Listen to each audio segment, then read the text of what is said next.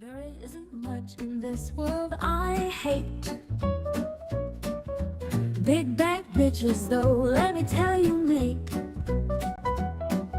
Visa and MasterCard want to censor our hentai, but they're sitting on a beach drinking Mai Tais, subscribing to OnlyFans while they lie. Land of the free, but I can't even buy what I want without some big in a suit telling me nonchalant. Now dear, don't you know that art ain't right? I can't believe I have to have this irrational fight. Why, oh why does my fiction have to be polite? Hey, big boy in your big slick tower, why does my comic make you cower? Don't you know it's not 1984? We shouldn't have to hide our art anymore. No, you can't make me change my lore. Won't give in to your sensitivity, reader. Don't remember electing a global leader. They're trying to track what I buy, but they don't answer when I ask why. I tell you there is something that solves their slickness. Oh, we can fight this little censorship sickness and keep them out of our business. Hey, big boy in your big slick tower, why does my comic make you cower? Don't you know it's not 1984? We shouldn't have to hide our art anymore. No, you can't make me change my lore. Won't give in to your sensitivity, reader. Don't remember electing a global leader. Please ignore the bros and silly scams. Don't you know all new tech has a few shams? Crypto keeps Big Brother away from our fiction. Can't entertain their censorship addiction. Oh no, won't give in to their senseless restriction.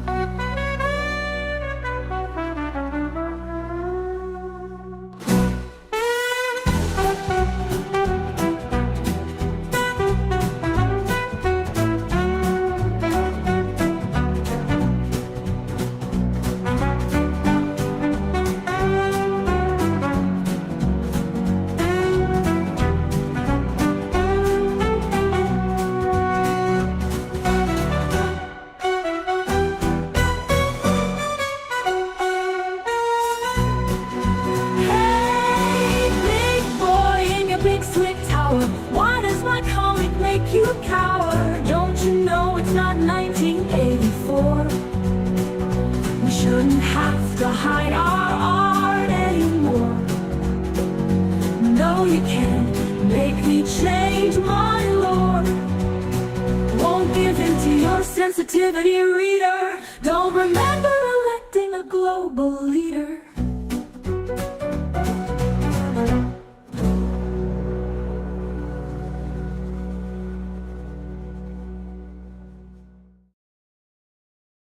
Hey Pumas, please put Guzma in the lodge.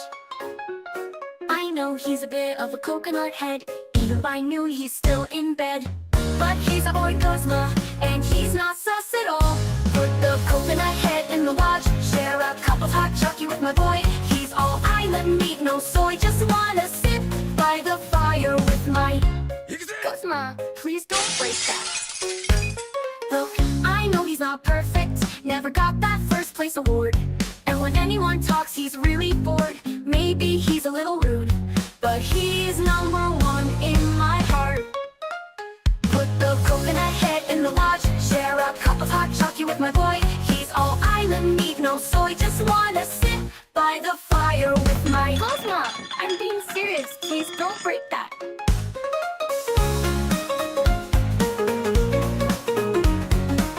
He's had a rough life, not the biggest fan of golf or rules. He thinks fashions make everyone fools. Cosmo's our rebel bleach blonde boy, but he makes such a good first impression. Put the coconut head in the lodge, share a cup of hot chocolate with my boy. He's all island meat, no soy, just wanna sit by the fire with my Cosmo, I'm trying to help you out, but if you destroy the lodge, Cosmo, please!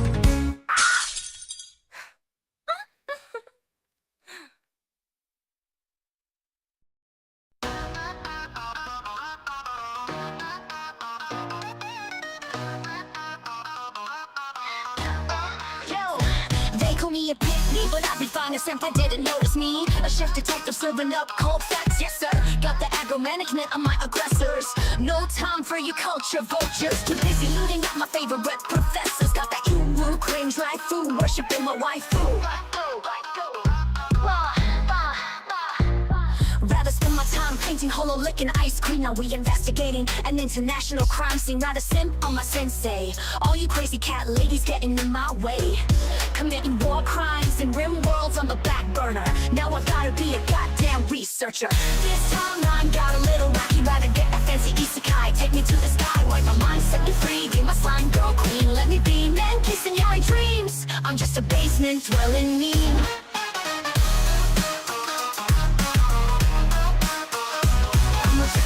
Dwelling meme. I'm a shadow fax machine, spitting papers full of facts. Spread the word, got a normie husband who accepts my otaku. But online they all say literally who. Professional question asker at your service. I read hentai for the plot, don't wanna deal with you. Catch my thread on X, censorship, my favorite subject. This timeline got a little wacky. Rather get a fancy isekai. Take me to the sky, wipe my mind, set me free. Give my slime girl queen, let me be man kissing yaoi dreams. I'm just a basement dwelling meme.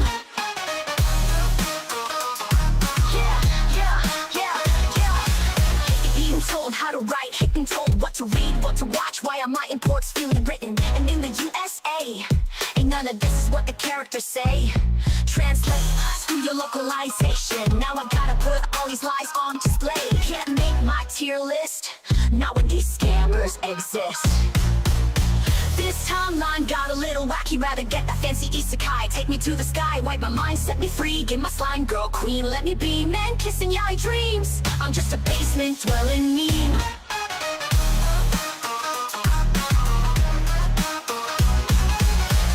Pig, 2D pure, just try to catch them all. But losers built like blasters, got a super effective move. Snowflake is censor, now Lara Croft's assets got removed.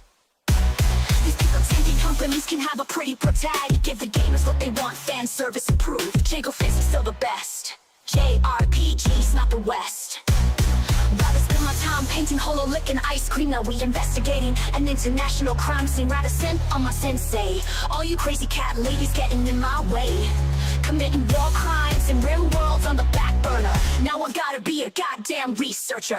This timeline got a little wacky. Rather get a fancy isekai. Take me to the sky, wipe my mind, set me free. Give my slime girl queen, let me be man kissing yaoi dreams. I'm just a basement dwelling meme.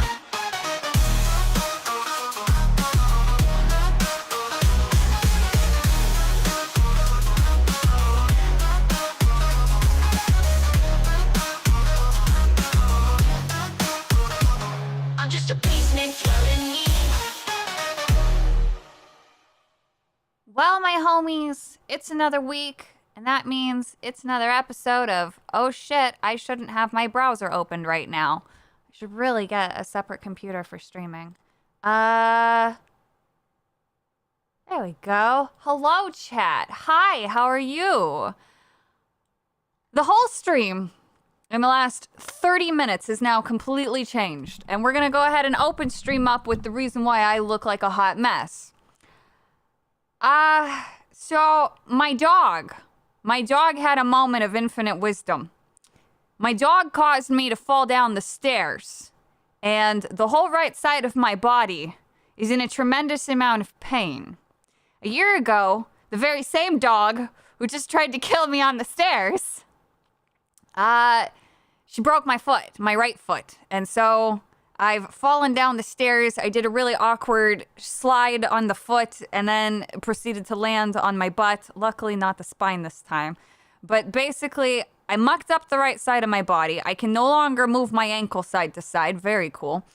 And even worse, the actually only thing that I actually care about is that, of course, being my dominant hand and being so shocked, normally I'm much better about this. I'll use my left as a sacrificial lamb, but I used my right because it wasn't holding the phone. No, was I even holding the phone? No, I wasn't holding the phone. I was holding the phone in my left hand. That's why I used my right hand to try to catch myself, and I mucked up my hand, which for anybody who knows anything about artists, you're going to protect your dominant hand with your life, which clearly I failed that today. So today's stream is now going to have a completely different tone and energy, and I apologize for that. And you might think that my stress levels have ended there, but I put the dog outside as I hobbled back over, and then when I look outside for the first time in her life, she's like, "Ooh, what's this?" And so she's got part of a mushroom in her mouth, so I have to hobble outside and then fling that out of her mouth and make her vomit. She didn't eat any. It didn't look like it. I could put the mushroom back together, but she's now in quarantine because I have to make sure that she doesn't start frothing at the mouth and dies. So, we're starting today off with a lot of complaints that are not the fun variety. I apologize. Mike, these are my grievances of which I'm sharing with the universe.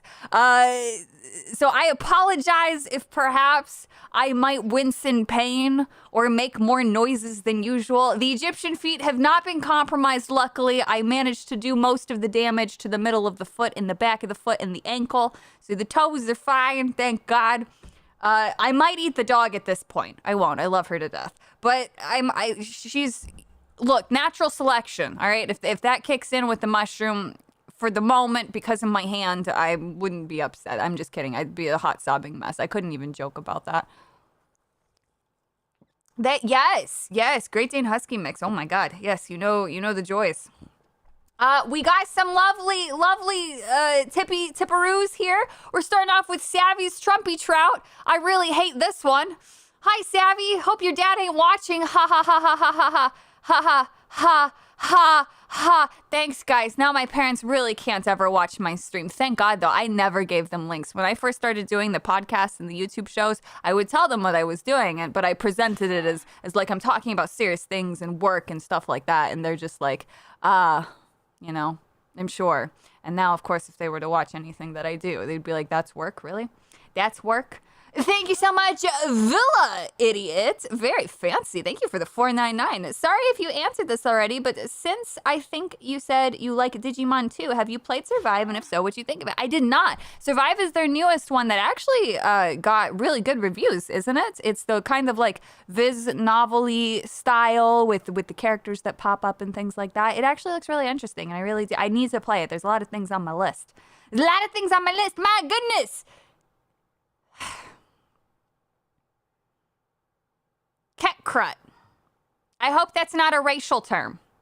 Thank you for the 2. And Regina Sharp, thank you so much for the 5. Here's 5 for the doggo bail. Bless you. Bless you. Yeah, she's not getting out on bail unless it's like $5,000. This is some unregistered, I was about to call them law firms, but unregistered firearms. She's on a 5,000 bone bail there. Diz the Jizz, thank you for the $1.99. As an owner of a 4-legged vacuum cleaner, can relate. Dude, my dogs have never gone for mushrooms before. Never. I've never had to worry about that before. It's so crazy. Your mother refuses to watch your streams? Oh, goodness. Mine really wants to.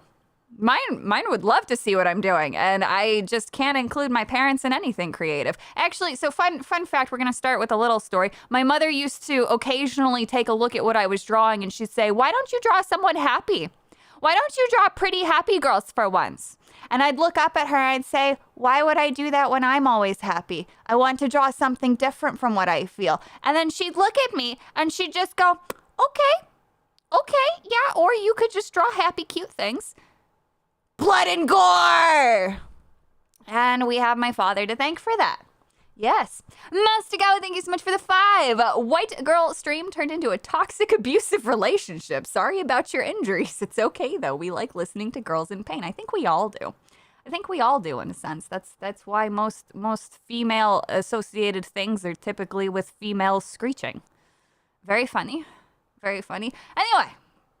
Anyway, thank you all for the love and early support. I'm sorry that we're starting off. We're only in the first 15 minutes, but the intro doesn't really count, so it hasn't even been 10. But anyway, those are the grievances for today. So today we have many a topic. I did say that today would end up being longer. Now we're kind of just fighting against my pain. So basically, I'll go until the pain gets worse. I don't feel pain the way that normal people do. I can put my hand on a stovetop and let my flesh burn because of a medication that I took many moons ago from a rare thing I developed from a different injury.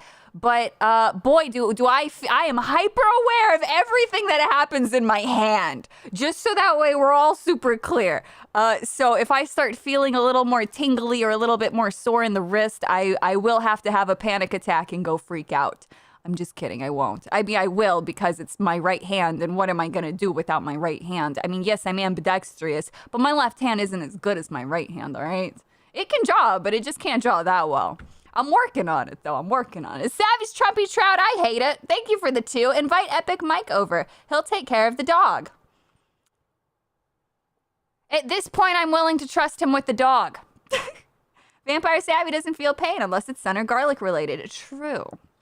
So today we have some incredible topics, and today I will be sharing actually some news that nobody else has been talking about yet, which is going to be really fascinating, and I hope that we have a really fun time with that bit of information because boy, do I have some choice words.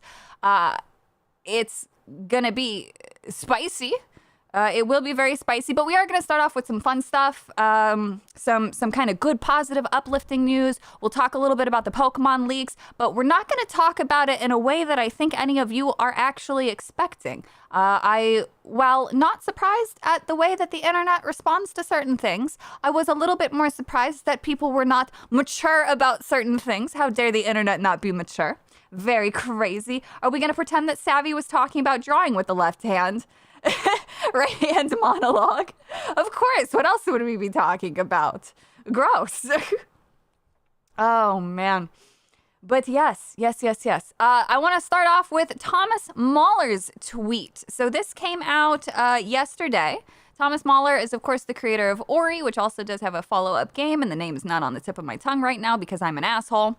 Thomas Mahler has been in the news cycle on gamer Twitter, gamer X, because he has stood up to the DEI lovers and censorship adorers and had a very funny interaction with an individual who tried to prop themselves up and misrepresent their job title, essentially. So Thomas Mahler put out an incredible and wonderful piece of writing here that I'd like to read for you all because I think it's important. The more people that we have talking about this, he actually represents literally everything that I've been saying. Obviously, very based, very cool dude. I agree with him 10,000 million %. I think 99% of people do. But yeah, we're gonna, yeah, he's definitely very quickly becoming a favorite game developer. Even if the game, like platformers and side scrollers and things like that aren't necessarily like my super, like that's not something I naturally gravitate to these days, but it really makes me want to go back and play Ori. I actually have this soundtrack and I've listened to the music more than I've ever played the game, but I did want the game because I thought it was visually beautiful. So I am going to go and buy it.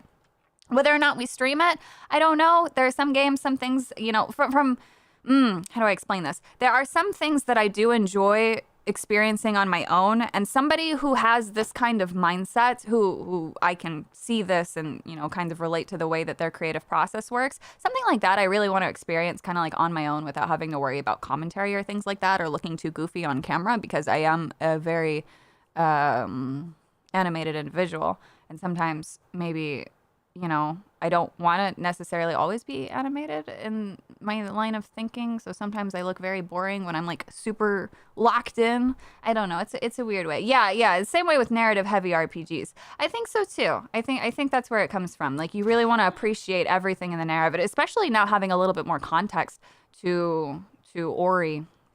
This is something that I might actually like to play through at least for a bit on my own. But I can always start it over and do one on stream if you guys are super interested in that. Savvy's Chubby Trout, thank you for the names, because you haven't watched Eminence in Shadow. Fair. All right, it's my punishment. I'm fine with that. I still hate it. But let's go ahead and read what Sir Thomas has to say.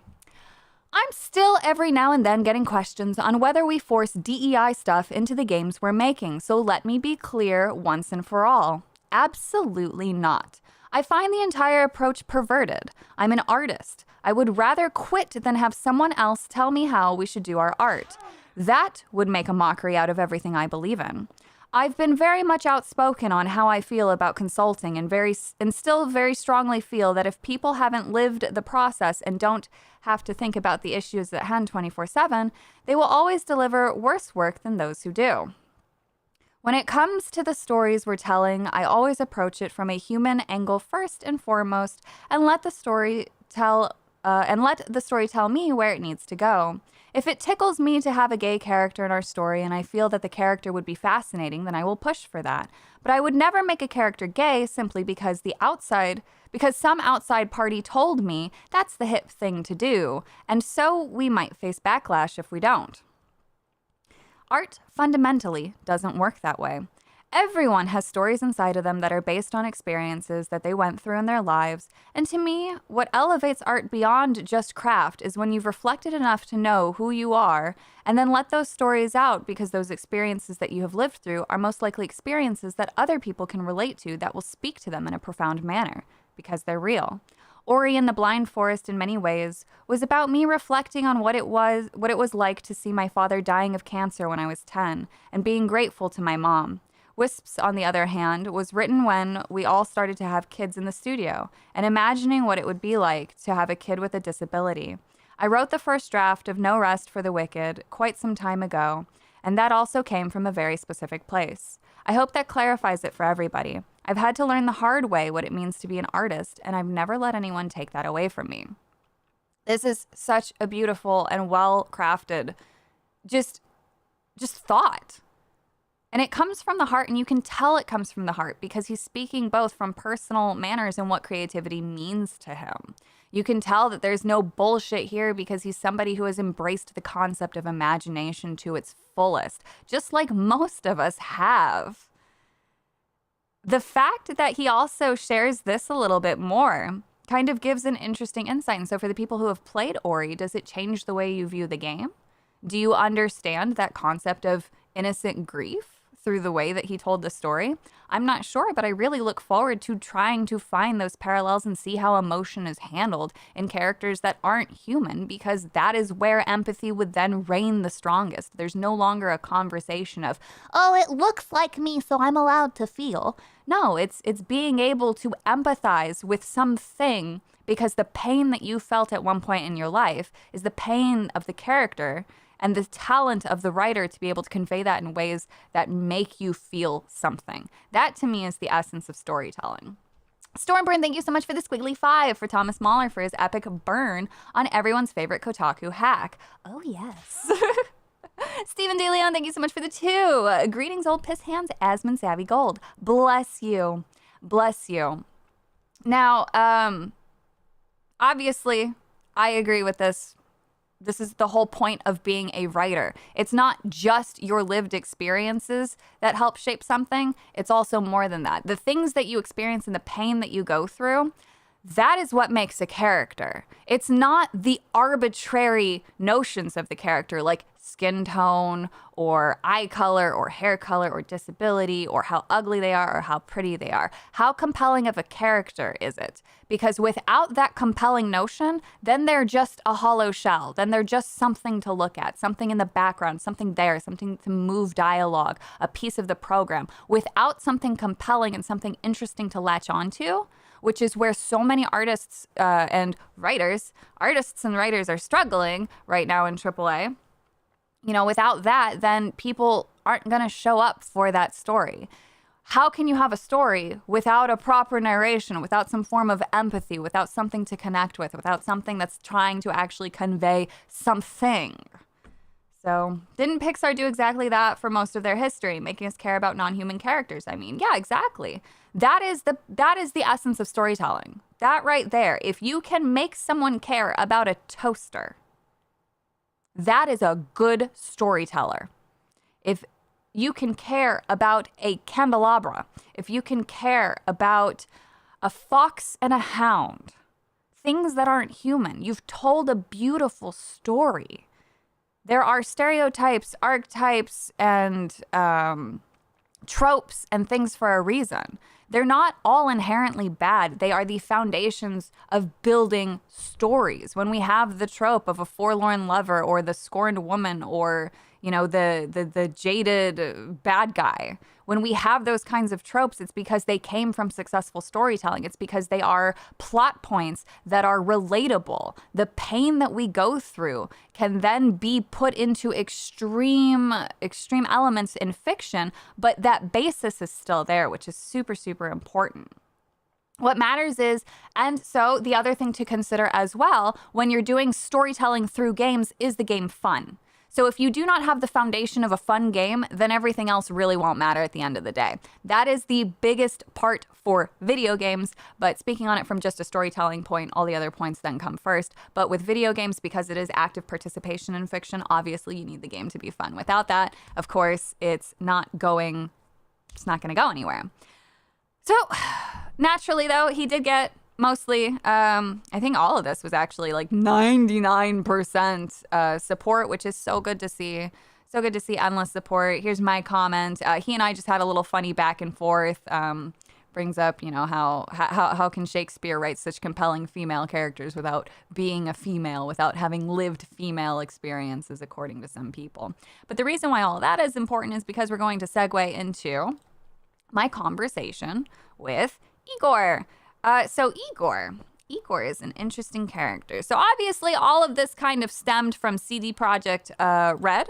So everybody's seen this little back and forth between Michael and Endymion. Endymion, of course, came out and kind of disproved everything that he said here. Lots of people have talked about this. So you're not necessarily super interested in what I have to say about this bit. But I did, of course, you know, I came in and within 5 minutes found on their website they want to strengthen DEI culture. So, of course, I asked him, what does that mean? Because I don't know what that means. I don't know what DEI culture is. Tell me, please share your words with me. So that got 2.4K likes, obviously, because people agree with that. Same thing with hiring activists. Same thing with the scholarship program. Same thing with the DEI stuff on their website. And then, of course, you know, their awards and things like that because they are participating in these things. But for those who don't know, the position of Mikey, also happens to be joint CEO. So he is, so Michael came out, he's the joint CEO, and there's like is it 75% chance this dude has no idea what's on the website. So I'll give him that. There is a massive disconnect between HR and leadership to a certain degree, but leadership is still allowing this kind of stuff to run free in their company. Now, the reason why I bring that up is because I had a lengthy conversation with Igor. So who is Igor? He is the creative director for cyberpunk game Orion, which is their next thing that they're working on. They were hiring for it a while ago. I think he oversees the expansion to the Boston location. And so I came, he's kind of all over the place, but I did have several things opened. But so I had asked him a question. And I was just spitballing. I didn't think that he'd actually try to respond to me. So I said, would you be willing to explain this page on your website and what DEI culture means? So he's not a business guy. He has nothing to do with any of that. He's the creative director. However, the creative director is still making choices. He's expanding his team. And so he would have a hiring practice or something that he was told to do, most likely, because he obviously, you know, so CD Projekt Red signed up for the EU ESG program and all of that. Wrong. Oh, I don't know what you guys are talking about. So I asked him if he would explain this page because I don't know what it means to these people. I don't know what DEI culture is. I'd love for somebody to answer that so that way I can ask further questions to try to understand it because I don't know if my beliefs are correct or not, right? So he says Michael is right. Well, the outrage grifter is a liar. Turns out he wasn't a liar. Our only goal, also everyday reality, is to make the best shit with the most talented people Press X to doubt. And the only agenda is to make you cry when the credits roll, and sometimes prior to that too. Thank you so much, Johnny the Wife Lover, for the 2. Dang it, dishwasher stopped working again. BRB. Good luck with that. I know that they can be a pain in the ass to deal with. So I asked him about explaining this, and he said, not really, I don't do business strategy. But for me, diversity within a team is a necessary component for creating authentic open worlds. Rich, nuanced, detailed, unexpected. You need the variety of perspectives. Now, he's trying to come at this and use the word differently. But this is a very gun to your head kind of statement because he knows that he can't change these words. So I said, thank you for replying. Were you aware the page existed? I only ask because another company leader, this was the high-res one, was unaware of some of the language on his company's website. Given your thoughts here and the phrasing, do you think that those who wouldn't use that language, i.e. go out of their way to say diversity is a strength, are incapable of making a rich open world experience? We've had centuries of storytelling where people didn't have that kind of language focus. They just made a story, a world, or in modern times, a game or TV show. I'm just struggling to understand this shift in language and collectivism and thought. He says, I don't understand your remarks about the language focus or collectivism. Like, these are not categories or topics we operate with on thematic design level. We also just think of how to make a story world the most compelling and authentic. And I hate this world. I hate this word so much. Authentic. Were stories not authentic before? Is The Legend of Zelda lacking in authenticity? What does this mean? But I didn't hone in too much on the authentic part, and I think I really should have. But I was just trying to get him to really break down what he meant by all this.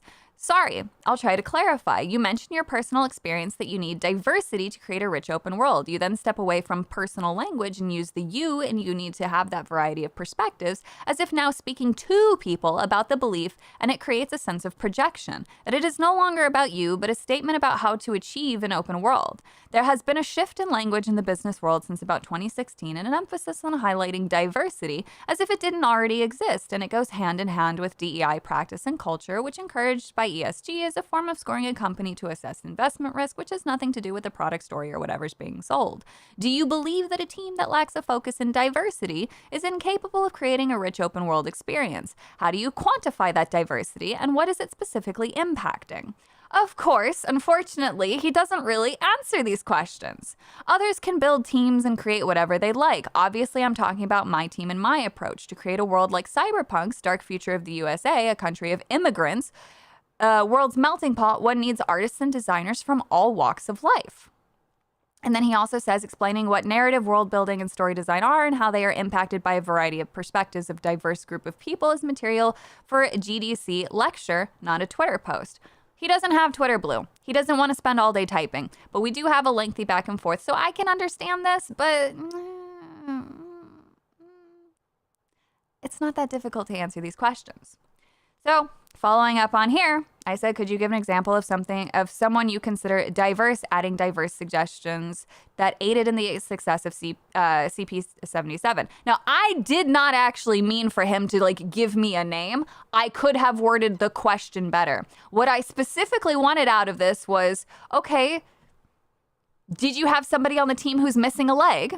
And that's why you have a character with a robotic limb, for example. And was that character then later well received?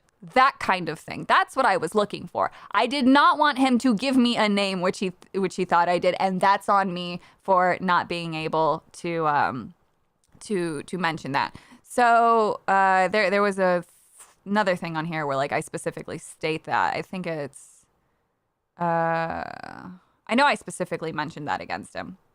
But anyway, so this conversation just kind of keeps going, and he eventually basically admits to this line of thinking right here, which circles back to why I appreciate Thomas so much more. So keep in mind, this is a creative director. Try to write a complex story about someone who's entirely not like you, and tell me if it's easy. Easy is a very subjective word when it comes to this. Some people excel at character creation. Some people are incredible with their empathy and their quick-wittedness to be able to come up with an endless amount of characters that are nothing like them. The fact, though, that a creative director would present this as if it is difficult in his line of work when considering to hire people, this is concerning. If you are a writer, if you are a character designer, why do you have you can't have a position unless this was something you were good at? And so I try to sort of explain myself a little bit here, but I like this person's response. Somehow Asian studios don't have that problem. You also didn't have such a problem with the Witcher games or Cyberpunk. The notion that someone who doesn't have knowledge, experience, insight into something can write about something as well as someone who does is, well, absurd. Writing is not magic. Similar rules with any other craft apply.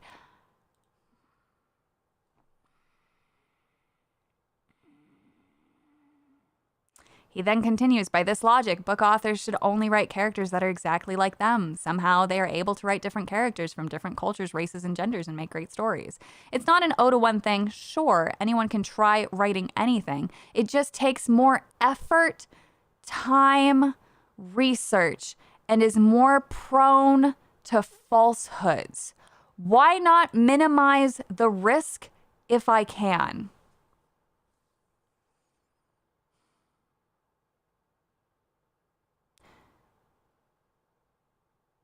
Spider-Man 2 had Sweet Baby Inc. working on it. They are supposedly diversity experts. How is it that the final build of Spider-Man 2 that went to sale had the wrong flag for the main character in the house?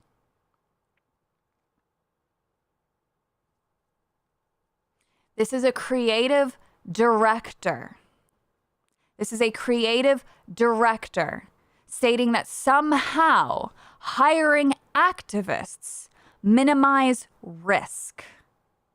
This clinging to authenticity in storytelling means nothing. If you can't craft good, beautiful words for a story, it doesn't matter how the story came to be. The customer won't care. The customer does not care if you spent 17 years writing a story or 7 minutes. Is the story good? What risks, pray tell, could there possibly be in fiction?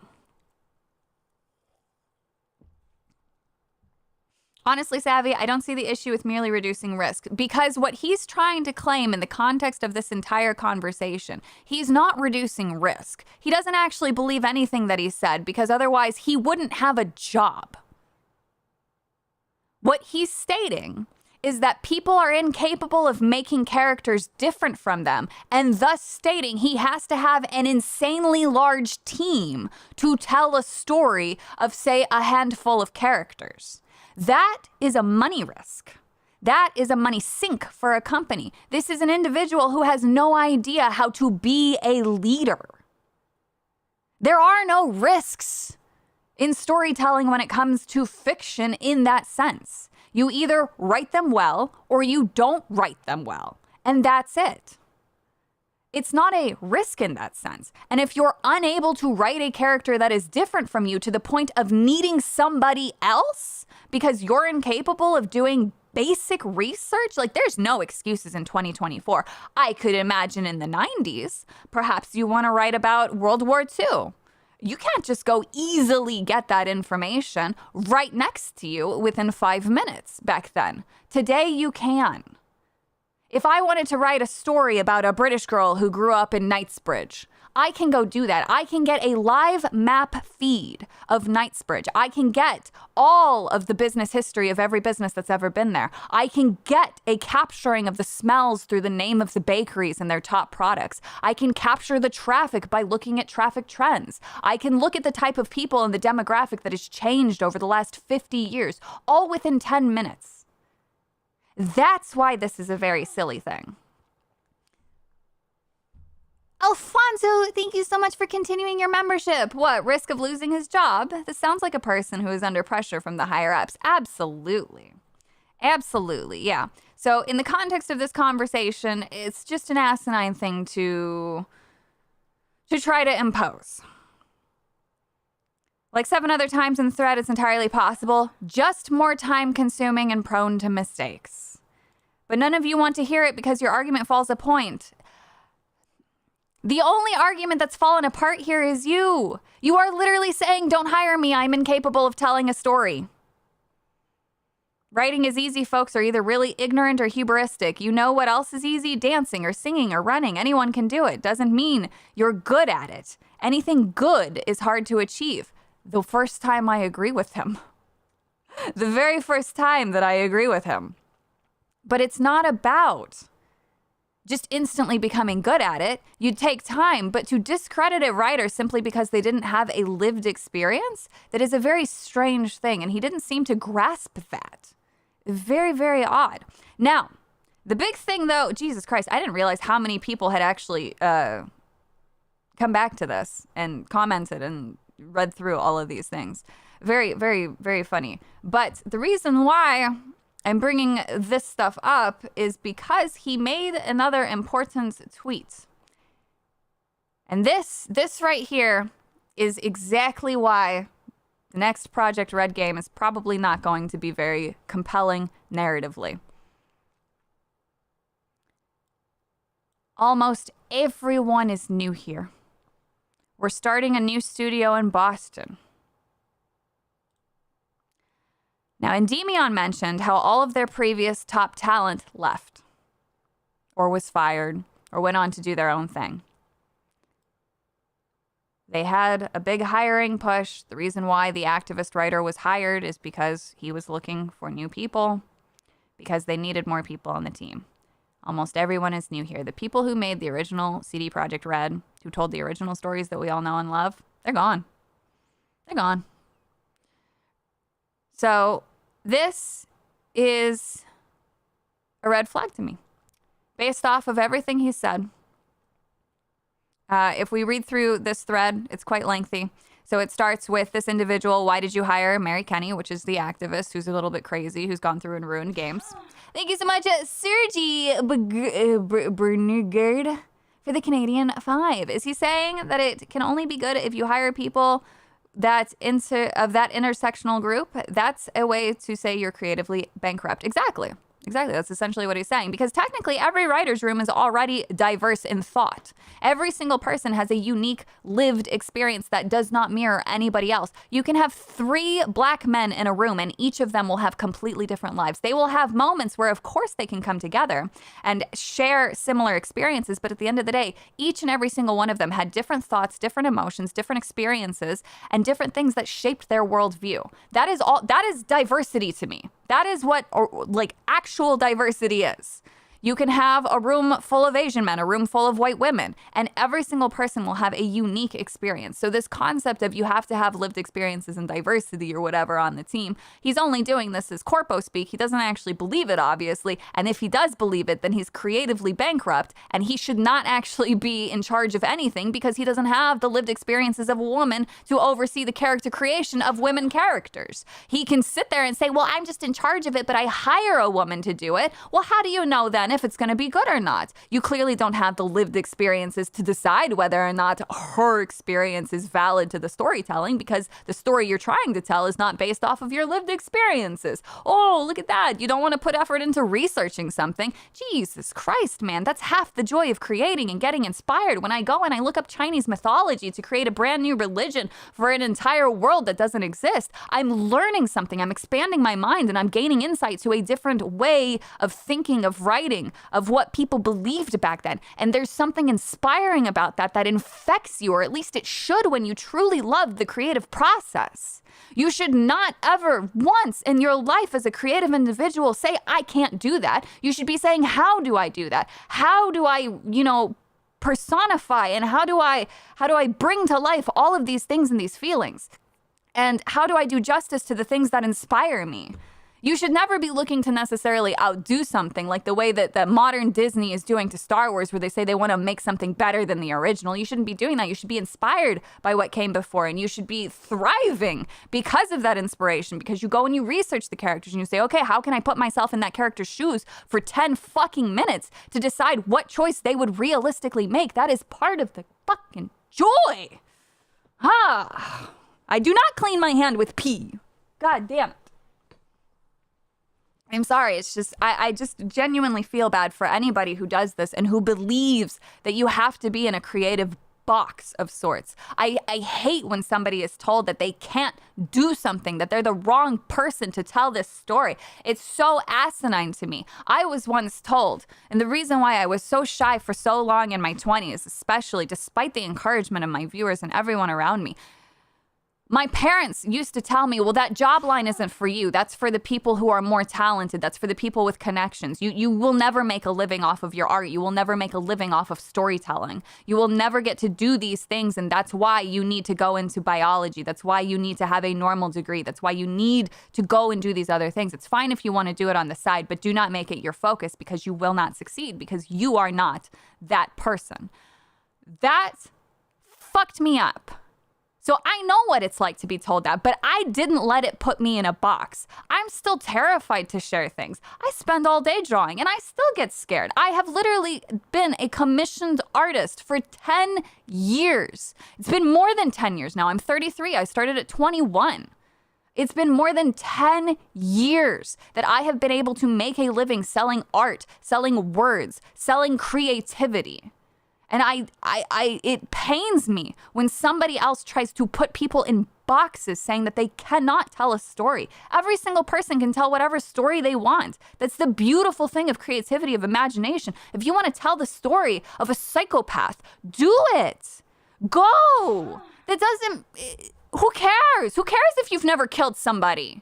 You can tell the story. Please don't kill people, but tell the story of the psychopath. I used to write such fucked up characters all the time. And over time, I've refined them, of course, to make them make sense. But, you know, one of my most cherished and favorite characters is literally someone who is nothing like me. He is a sociopath who hates humanity, who believes that he is the next step in human evolution, despite being a completely created and fabricated individual. And he is so much, his IQ is well beyond myself. So I have to go and I have to research these things. I didn't know anything about chess, but I wanted chess to be his favorite game. So I went and I studied old chess games from the 60s, from Russian champions. Like, I went deep into this. And that was so much fun. And so to say that, like, oh, I should have consulted somebody for that, that's asinine. If at the end of the day, if I ever release the story around him and people find him a compelling character, then I've done a good job. And if people don't find him a compelling character, then I wasn't a good writer, but that's not going to stop me. That's going to say, okay, how can I do this better? How can I get my point across better? Those are the stepping stones. Not telling somebody that you have to hire a consultant. That's asinine. So asinine. I'm sorry. I went off on a big old ramble there. Thank you so much, Psychotic Mongoose, for gifting a membership. May the lucky individual enjoy all of those wonderful emotes. Why can't I rewind the stream? Because I guess I turned that off. I'm just pushing buttons. I don't know. Sergi Burger, thank you so much for the Canadian too. But the narrative has spoken. Yeah. Oh no. Mastagawa, thank you so much for the 5. The development time for CP 2077 was inflated because too many diversity hires left the game a broken mess. NVIDIA had to fix the code for them. I don't know what the deal was there, but, you know, it was fucking embarrassing, the fact that it launched the way that it did. Matthew, oh God, I've seen your last name on there before, but I can't remember what it is, so it just says Fachi for me. Thank you so much for the Canadian 5. Hey, Savvy, it's Thanksgiving in Canada, which means no work for me. Congratulations to all the Canadians today who are celebrating their wonderful Canadian Thanksgiving. I will be joining my family later for our annual family get-together, because I am actually half Canadian, for those who did not know that.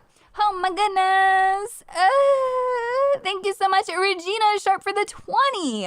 There Savvy goes, pushing buttons, dropping truth bombs. I'm so sorry. Yeah, so I'm sorry.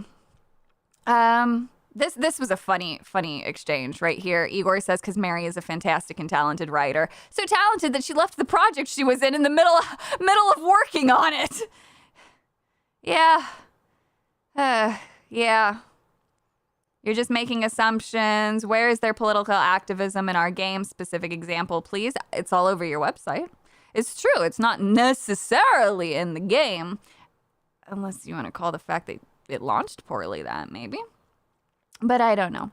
But anyway, so I just thought this was funny. Nobody's really talking about this kind of element of it, and I think that these things are super important to note. That CD Projekt Red, people look at a studio, they look at what games a studio previously made, and then their nostalgia goggles say, everything from this studio is going to be so good.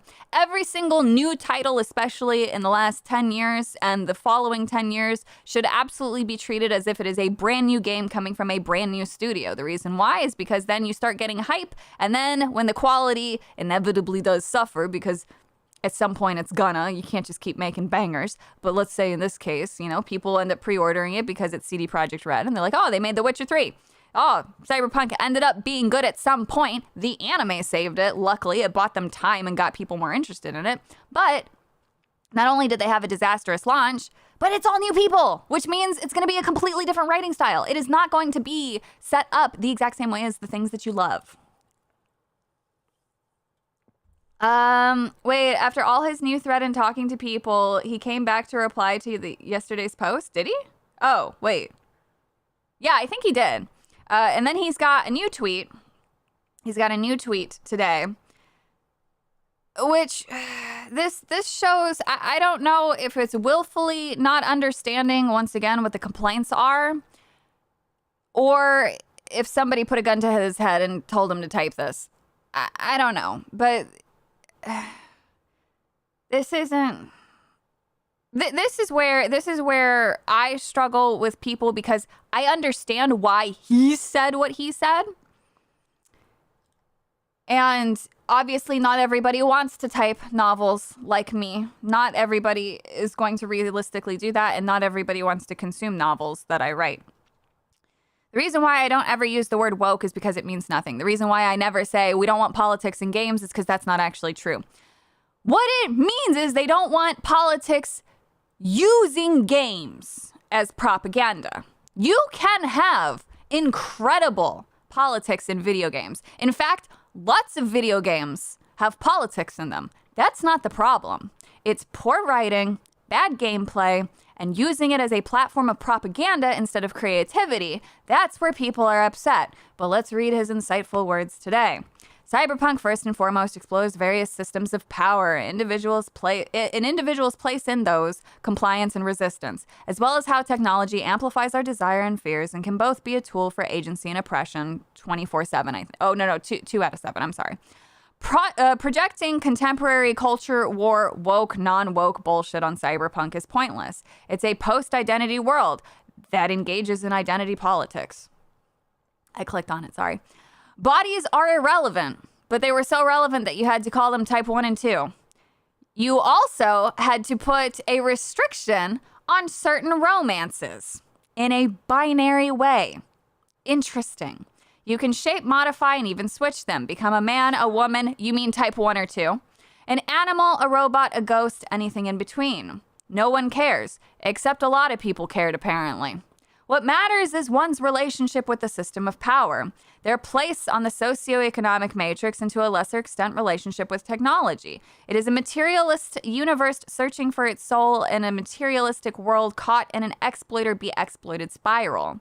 Extreme commodification of everyone and everything down to emotions, rules of strength, chosen repression, mental strains, violence, escapism into technology, neo-spiritualism, futile attempts to survive and persevere our humanity in an all-encompassing oppressive system. Pure, attractive aesthetics, katanas, latex, sex, neons, and synthwave beats are the exact type of superficial shiny lie that a megacorp would sell you, getting your compliance and blissful obedience in return. There's a lot of irony in this because we actually see a direct parallel into the way that ESG and DEI is sold to the people who actually consume it, but everybody else sees it for what it is. Neon, synthwave, beats. Of course, it's all still a gross simplification for Twitter purposes, but that's the gist of it. There is no cyberpunk without politics. Not the problem. As in, exploring what power is and how it is exercised. Only a glimmering empty shell. P.S. I'm not saying that I'm anything fresh. Not that I'm saying anything fresh that Mike and others didn't. Just thought it was worthwhile to remind this with the current extremely superficial discourse on politics in games. Oh for the 2. No rewind. Savvy hates chat. Confirmed. Is that what that means? I thought that it was better so that way everyone's on the same page. Because then if people can rewind, they can still type in chat. And then it's like I'm going back and answering things that I ended up answering later. You know, it just keeps everyone on the same page. Grumpy Rat 10, thank you so much for the 5. I would say it's more, we don't want current day politics in our escapism. The politics of the world in a game is fine. And Ronaldo A. Ramirez, thank you for the 5. What I did kind of like was that there are some characters that don't swing both ways, that show the different types of people that exist. Exactly. Was it even worth reading? Yeah, I think it's important in terms of getting a sense of who's working where, doing what, promoting what. I find these kinds of things fascinating and interesting. Rio, thank you for the 1. But yeah, he gave the most superficial commentary without understanding what the actual problem is. And I think that is fascinating coming from a creative director. If he can't even understand what the basis of the complaints are, how is he supposed to craft detailed narratives? You know? If he can't pick up on nuance in a conversation, how's he supposed to define nuance in a game without being blunt with that modern day political activist, low talent kind of form of writing? So, whatever. I would like to be completely wrong. I hate that I'm right more often than I'm wrong, but I would love to be wrong. I would love for this to be, whatever he's working on, to be absolutely beautiful, full of talent, and full of diverse thought. But I have a feeling that it fucking won't, based off of the boxes that he puts people in.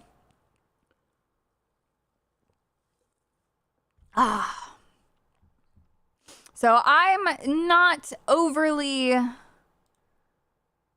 I don't know. I'm not overly enthused for anything from them going forward, but that's just how I approach everything these days.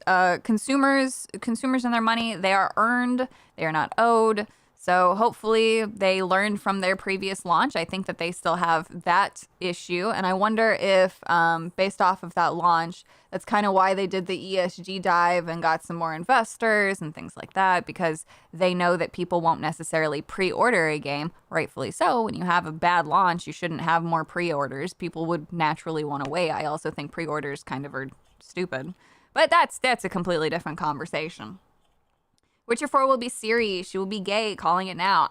I don't know. All I know is none of the original people from The Witcher are around. So, whatever. If that's the way it goes, that's fine. I don't care at the end of the day. They're just wasting time. This conversation, though, my analysis of it, it's not going to do much. They still have to create a good product to sell money. It won't matter what I say at the end of the day. If they create a great product, then they'll be very successful, and that's awesome and wonderful. There might still be things that I disagree with, even if it does well. That's how I feel about a lot of things. That's fine. It doesn't matter. He doesn't have to convince me. He just has to convince the target audience. That's it. That's it at the end of the day. I look at everything from the same lens these days of skepticism. Where did this come from? What's the money behind it? Who are these people? That kind of thing. So, I don't know. It's just kind of, it's sad in that regard. There's very little that I just blindly consume. Honestly, the only thing that I actually truly blindly consume these days is my little naughty Asian books. I'm just like, oh, that sounds like a good story. Oh, this is an artist I've never heard of. Oh, I like the way that this trailer looks. Grad Muffin, thank you for the 2. Shut up and consume our propaganda, surf. I shan't, mostly because I also don't have the money to waste on shitty products. And if they create a bad product, they'll blame everyone but themselves for failing. And that's what happens, and then they just won't get hired because the product did bad. And then they can kick and scream and cry and say, oh, well, it's the bigots. But at the end of the day, why didn't the target audience show up? And none of them can ever answer that question. So it is what it is. Back when it was physical copies of pre-orders, it was worth it. Yes, it was very different then. But nowadays, pre-ordering digital things, like, that doesn't make any sense to me. It really doesn't. Also, you guys haven't commented. Look, I finally did the thing. I put the chat in the box. Look, you can see yourselves. Please be nice. This is the first time I'm doing it. Don't make me regret that. But yeah, So that is my big, long-winded rant on creativity. The Mystery 809, thank you for the Canadian too. Do I prefer animation or Daojin? So I am a lover of both mediums. I don't necessarily have a preference so long as author's intent is still consumed in the purest way possible, if that makes sense. So if let's say you have an anime adaptation of a manga, is it true to form? Is the author and the artist happy with what is being animated? That's kind of where I come from that. So long as all of that's hunky-dory, then I'm happy and I have no preference. I will consume both. I will even read fan translations and then go buy the Japanese book if it means, being able to still support them. I still find ways to do all that. Thank you so much, Sith Eternium JM, for gifting 10 memberships. Everybody, please say thank you. Yay! Yay! And Regina Sharp, thank you so much for the 5, because you did the thing. Oh, thank you. Thank you. But good question. Sergi thank you for the Canadian 5. As an animator, I know the whole point is to take a risk on something creative, or it isn't art. Your race, gender doesn't give you a vision. Exactly. And that's where I was trying to get with him. I'm like, dude, somebody's lived experiences mean nothing. If you have two people of the same caliber of writing, they should be able to create the same kind of character quality.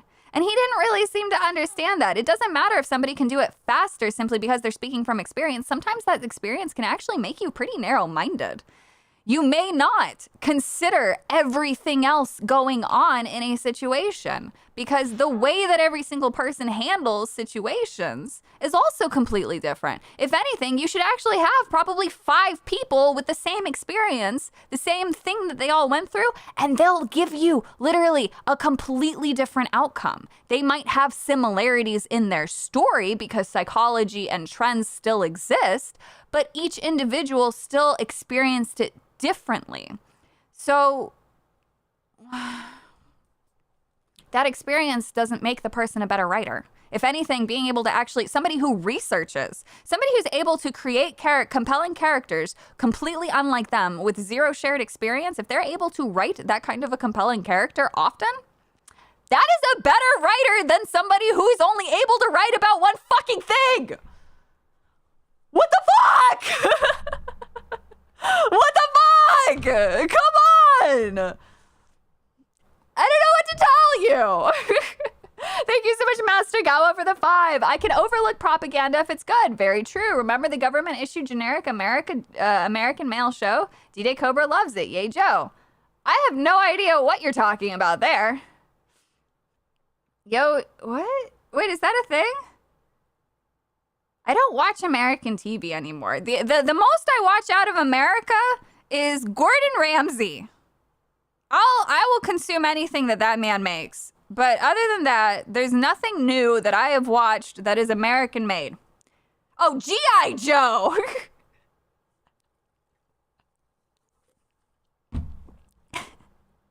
I thought we were making Joe Biden jokes.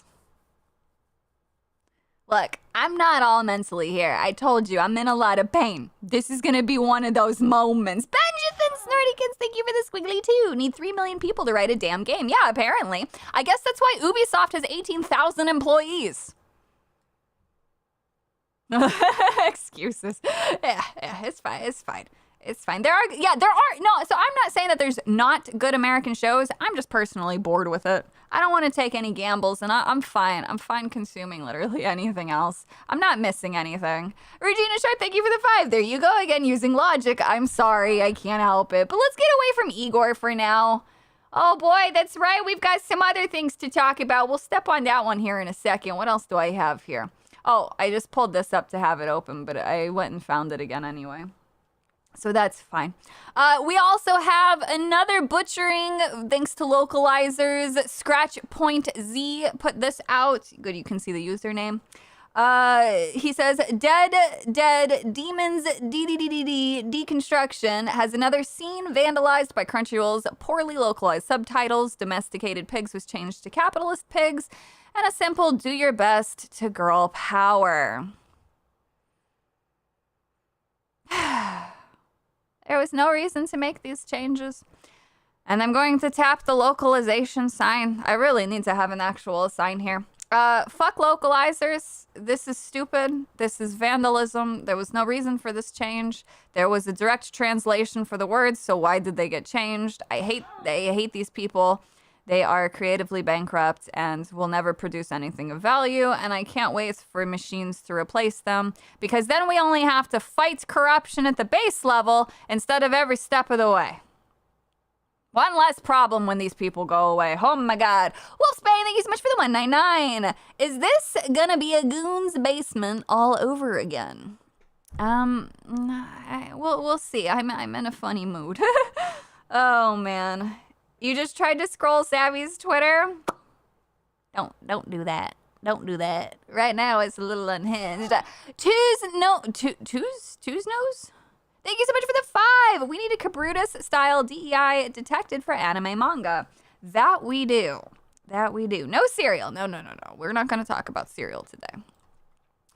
On top of that, continuing on with wastes of space in the world, I don't care that harassing artists is bad. I'll keep doing it. The artist deserves it for drawing fictional characters in an incorrect skin shade. American Tourists. For those who haven't seen this happening, my goodness. So this is an actual mangaka. Oh, Josh L., thank you so much for the 499. Yo, my wife was hospitalized due to infection from a cat bite. She's a vet tech. I'm so sorry. Was close to death. Fine. Thank God she's okay. Animals, yes, they can be very dangerous. Inadvertently dangerous. Very glad that she's okay. Hopefully there's no long-term issues that happen from that. That can be very, very scary. Vet techs, of course, are always at risk from those types of things. So thank her for on everybody's behalf for still looking after animals and things like that, and basically putting herself in the line of danger in that sense. So please continue recovering. Yeah, glad that there's a happy ending with that one. Glad it's not sad. Holy shit. Holy fuck. But yeah, so this mangaka drew one of the Splatoon girls. I guess the Pantone police were unhappy with the shade of skin that was used, despite it actually being canon. So you know that these people are not actual fans of the series. This loser says, everyone in the quotes defending this bullshit can all go to hell. Don't harass the artist, man. Fuck the artist, fuck you, and fuck everyone else defending this horseshit. Just say y'all hate black people and don't give a fuck about their very little representation as it is. Shut the fuck up. You don't know the first thing about the game. That's an octopus who canonically changes her skin tone. Like, she canonically does it. It is written in the lore. It is written that she canonically pales herself. I don't understand it. She's not... Yeah, it's a fictional character. You don't get to claim representation. I thought that it was normal to go, that's a cool fictional character. Not, hey, that's a cool black guy. Hey, that's a cool Asian. Hey, that's a cool white guy. I've never heard that before. I assume that every single thing that comes out of a piece of fiction is based off of fiction unless the author states otherwise. We got the same issue going on in Pokémon. That's really fucking annoying. Holy shit. And I'm not just talking about Nessa. There were way other problems too. Holy fuck. We need that Rule 34. Well, Splatoon has plenty of Rule 34. It's cute. Lots of people draw that stuff. Yeah, the same people who thinks orcs are black people is wild to me. I do not know how the fuck they made those leaps. Same thing with the whole goblins are Jews thing in Harry Potter. I remember when that was going around, like, what the fuck is wrong with these people?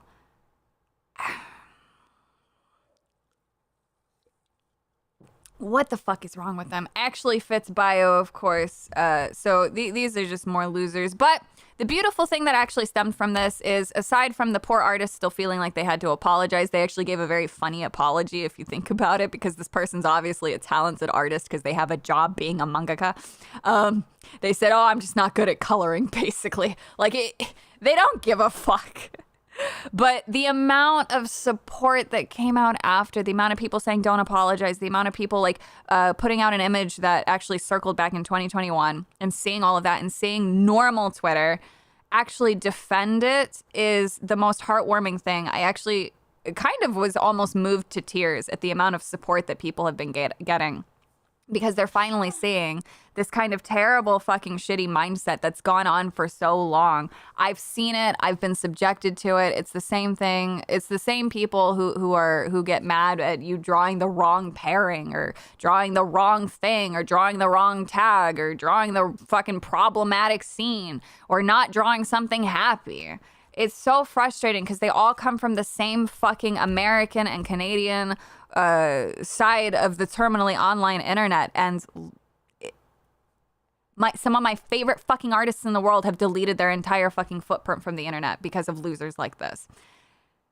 It's pathetic, it's tiring, and I'm so over it. So to see people come together and defend the artist made me so freaking happy. Like, I'm trying not to get a little blue, but like it really, really is so nice. And I know that I've gotten messages from people saying that, like, you know, I've helped, you know, getting that info out. But it's not just me, it's tons of people. But the fact that I do have a larger platform now, and so whenever I do see it, I do try to tweet about it and talk about it even more because I know people will see it then. That has been really, really, really just like I feel like I finally can make a difference, because it wasn't just enough back then to just say, hey, no, like, your art's fine. You know, one person saying your art's fine, it's beautiful. It's so much easier for an artist to ignore that and then see 50 accounts attacking them, telling them to go die and kill themselves because they drew the wrong fucking skin tone. But the truth of the reality is it wasn't 50 individual people. It was losers who collect on a Discord who have multiple fucking accounts who do this shit to make themselves seem louder than they are. So it's very painful. I became aware of all of that stuff because I, unfortunately, had a former friend participate in those things, and I didn't know it until much later when there were more problems. I don't think she wasn't doing that the entire time, but it's a sad story. Well, Spain, thank you so much for the 199. I would honestly color it wrong out of pure spite. A lot of people are saying that now, and a lot of people have done that. Javi, nobody the hate demon, I think it is at the end of there. Thank you for the 199. If it's not white, it's not right. Fight me. No, it could be anything. Just make your own thing. It's fine. It's fine. You know, everybody just needs to make their own thing. Wolf Spain, thank you for the 199. Also, I'm black. Also, D&D orcs are Mexican now. God bless. Yeah, I don't know why they did that. Oh, man. The on-screen chat is not moving anymore? Oh, it's not. I don't know why that would happen. I don't know. Okay, well, we tried. I tried to have the chat on screen, and I'm too stupid to make it work. That's fine. Thank you so much, Master Gawa, for the 5. Thankfully, I never see them say this for Filipinos. We didn't get a Filipino in tech until Game 7. Thank God, because I don't want their representation. I just want characters to be made with genuine intent, not because, oh, we're missing this today. Oh, we don't have a gay black man. Oh, we don't have a half two-spirit native with Hungarian blood. Like, fuck off. Fuck off. Put pets back on stream? All right, we can have the pets on stream. Hang on. It's been a while since I've opened this. I bet, so for some reason the settings aren't saving, but the animals are saved at least. It takes a minute for it to load. So that's a thing. American culture is nuked. American culture is being just butchered, and America just looks so stupid with all of this. But this was another individual. So I retweeted them. They are a smaller artist who has now gotten tons and tons and tons of support, but I did retweet this. So this was just another example of the kind of shit. Did you try not have it? It was just supposed to be olive chat. It's just like the actual chat box. So like it showed top and then it was supposed to be the message. I don't know. Okay. Oh, exit. I don't want that. There we go. Oh. There we go.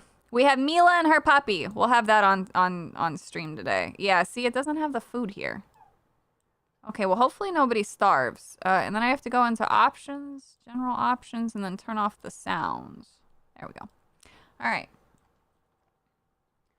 Oh, the tips are there. But that's fine. Hopefully, well, I can't let him starve. Hang on. Hang on. Food, water, go. Let's bring back Mila. Oh, Pet's over here. Mila. There we go.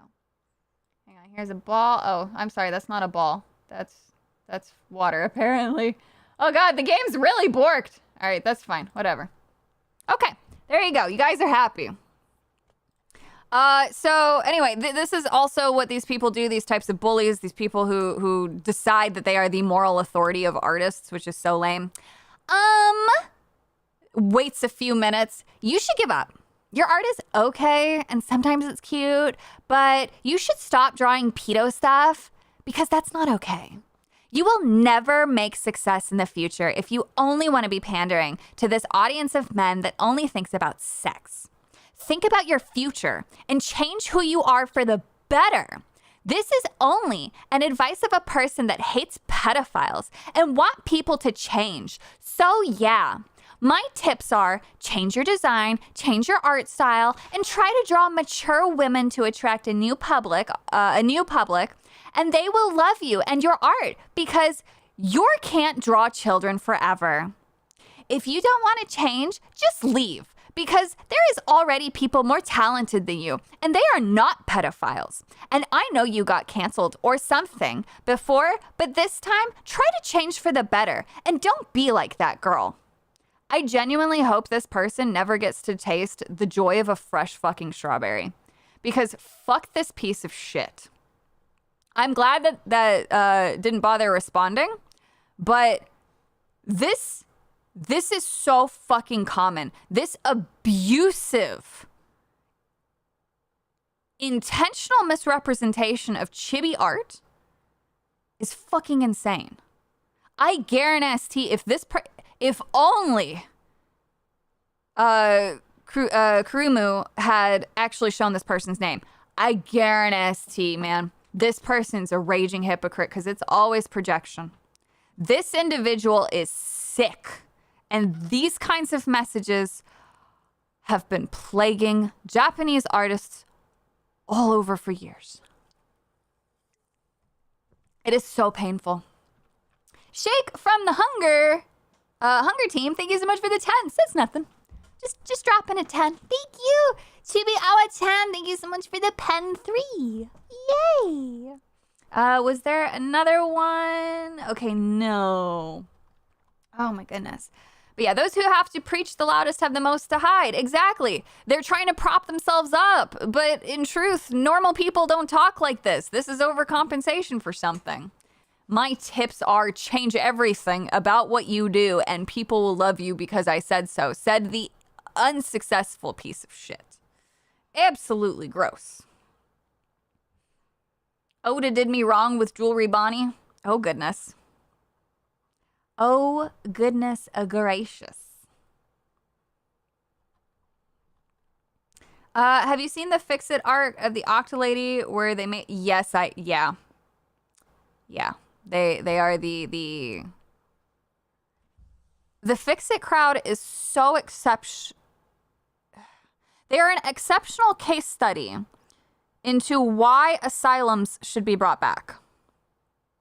It's fine if they want to draw it for themselves, but to claim it as a fix-it, to claim that their art is more attractive or the author's intent is where I draw the line and where I say this person doesn't deserve a voice and they should be laughed off the internet because bring shame back, make shame great again, blah, blah, blah. That kind of gross deconstruction and narcissistic behavior of claiming that they've fixed something is so absolutely vile to me. Instead of creating something new, they feel the need to deconstruct and destroy. And those types of people are truly wastes of space. I do not seek to understand them. I do not seek to know them. I do not seek to ask them questions to try to find common ground. They are gross and I will never show them respect. Well, Spain, thank you for the 199. Puritans, despite being bigger gooners than us. Yeah, it's the craziest thing. It really is. They... they're a pain in the ass, and I'm glad the tides are turning. Anyway, this person got so many follows and so much love out of it. I've given them a follow too. They do have some occasional not safe for work stuff, so I'm not going to go to their actual like page. It's not like super not safe for work or anything like that. Their art style is actually very, very cute. So if you want to go to my page, I retweeted this, but highly recommend. Super cute artist, does a lot of cute chibi stuff. Yes. They're closing in on 9K. They got tons of love out of it. So this is a happy ending because things are finally shifting. Nobody's listening to these people. Nobody's giving them their time of day anymore. Find more unity in the Blender SFM animation field. Met good people drawing artists are toxic. Yeah, I haven't seen too many issues with Blender just because it's a little bit, it requires more effort. So the 3D community kind of can get away from these lazy sacks of shit, but at the same time, there are still people who will go after 3D artists.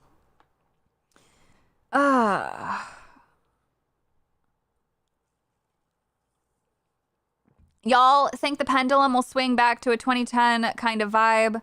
No more sensitive garbage, force DEI, and fix it racism in general. So I think for a brief period of time, it will swing back, and for a moment, we will have bliss of the true creative era. But like always, because humans are insane, it will swing inevitably too far, and then we'll have to deal with that. The only way to truly break free is to cut the pendulum and pull a denarius, except not really. I don't want to fuck my nephew, and I don't want to burn the city down, but at the same time, I wouldn't be mad if things burned. Like, whatever. I don't care. If burning the system means everybody gets to create whatever they want, then I'm here for it. But yeah, I don't know. It's crazy. Ugh. Eric Heffelfinger, thank you so much for the 5. Random question for your digital art. What tablet and Photoshop alternatives do you recommend? So I use my iPad Pro. I think Apple did a really great job with the iPad. I think that it's well worth the money if you are serious about doing digital art and things like that on the go. However, there are much cheaper alternative products now that the patent, either they didn't renew it or just expired, but Wacom no longer has a monolith hold on the industry. So you can actually get on-screen displays from any number of companies, and it's very good. So if you go look up any kind of like talented artist, you'll find them getting free products. And so generally the really good artists who will film also the tablet while they work, you can kind of see what brands they're using, and a lot of times they're not overly expensive anymore. My Cintiq tablet, which is over here, is one of the most expensive that you could actually have at the time when it was purchased for me. I don't recommend it. You don't need a giant 28-inch tablet. You can do just fine with even something as small as the little bamboo. Actually, there are times when I will still pull this out if I want to lean back and doodle and use it. So your tools don't limit you. You will adapt to your tools at the end of the day, but you could spend $50. You could spend $5,000. So, yeah. Yeah, Huion's become pretty good. Pretty good. Cell animation better than computer animated. I do agree with that, actually.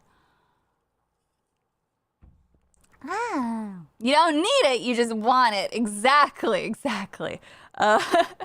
No, but I am forever grateful for my tablet. This was actually, so my big one, my big Wacom, it was purchased to me back when I was a full-time Twitch streamer by a very, very generous viewer. I had gone through something pretty traumatic that unfortunately I made the mistake of making it public, sort of.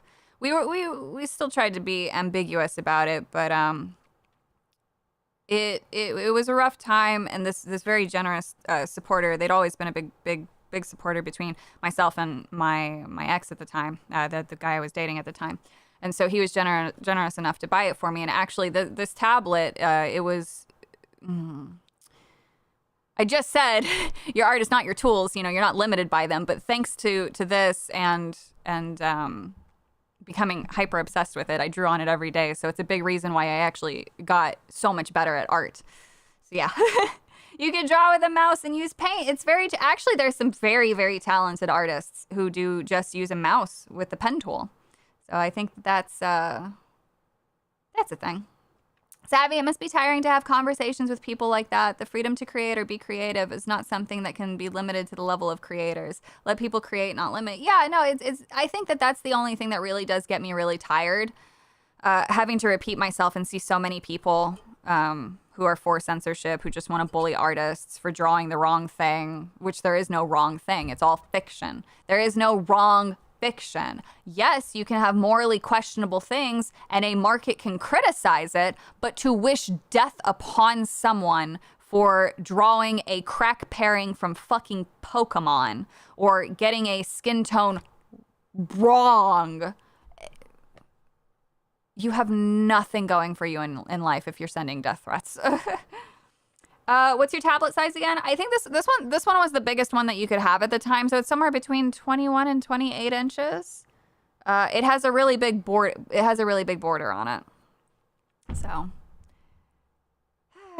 gaming companies going public to investors most likely helped in ruining gaming, and both with over monetization and social justice diversity garbage. Going public and then wanting to do like tax breaks and get investors and things like that. Yeah, like it started with the best of intentions because you're like, oh my God, people are paying attention to video games. That makes it totally legit. No. Actually, people who don't give a fuck about video games, who just want to make money, are just going to demand certain timetables and profits. And then if you don't meet those expectations, which sometimes you realistically, literally fucking can't, you can get screwed over in one cycle. It's very sad. It's very sad. So I wish at the end of the day, in a perfect world, which we will never have, people stop giving up their IP so freely. Creators stop giving into any form of regulation and just put their products out online, and or their stories or whatever it is that they have. And I wish that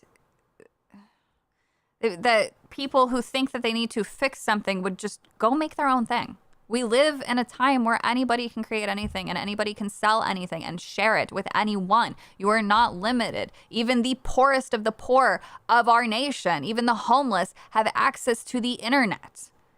That is incredible. For as terrible as things are for people, there is always a way to connect and to learn and to share. And I think that that's the one redeeming quality that we as humans have right now, where we can choose to uplift and inspire. It doesn't all have to be bleak, even if it can feel that way for some people. Like, I don't know. It's weird. Like I said, I'm sorry. I'm in pain, so I'm in a bit of a mood. Well, Spade, thank you so much for the 199. That's what she said. Sorry, it's a rule. It's very true. It's very true. What else do I have here? Yes, more censorship. My homegirl Rouge. They're coming for Rouge. Not only have they made her so fucking filthy, but they also are trying to hide her. Let the fucking butt be free. Why are you people making it weird? There were a lot of people initially who said, why does it matter? All censorship is bad, you dumb fucks. So, Crack here. Crack says, hey, I don't mean to be that person, but Sega, can you stop doing this? I didn't think they'd censor Rouge further, but they've even covered up her back now. It looks bad. It's impossible to put on, with her wings, and nobody likes it. Stop being cowards. It's insane. Like, what is going on here? What are they doing? What is happening? What is going on with poor Rouge? It's insane. It's just stupid, senseless censorship. Like, there's no reason for it. Why are we why? I don't understand, Sega. I don't understand. But let's jump into something happy. Oh wait, hang on, wait. I have something else. What is this? Oh, I did want to talk about the Lara Croft thing a little bit, because it's a little funny and sad. Regina Sharp, thank you so much for the 10. Rouge got that honey donk badonk donk. She do. I'm late. What did I miss? Lots of complaining. Savvy, I wonder if these people would say the same thing to people who draw the old Disney art. Small characters with big eyes, like the little... Oh, my goodness. Well, I mean, we saw what happened to Little Mermaid. So, as you guys know, the Tomb Raider Crybaby came out, and I guess they decided to copy pasta Dr. Disrespect because they're not creative at all, in the slightest. They even got the mustache. Well, Spain, thank you for the 199. Stop censoring femme fatales and tomboys. If only. If fucking only. So, yeah, the new Tomb Raider is just a crying simulator. They, of course, couldn't just let a black man be a black man. They had to turn him gay. And I'm not having fun. So I'm not watching it. I'm not fucking watching it. Did you see how Lara Croft voice actors look like? She had... Dude, the voice actor's hot. Why didn't they just copy pasta that? I don't know. I don't know, man. But let's talk about some Pokemon leaks. Ooh, Regina Sharp, thank you for the 5. I thought Dr. D was their body model for it. I don't know, man. He's their ideal candidate, I guess, for a woman. Tomb crying, the Larry Knockcroft saga. It's true.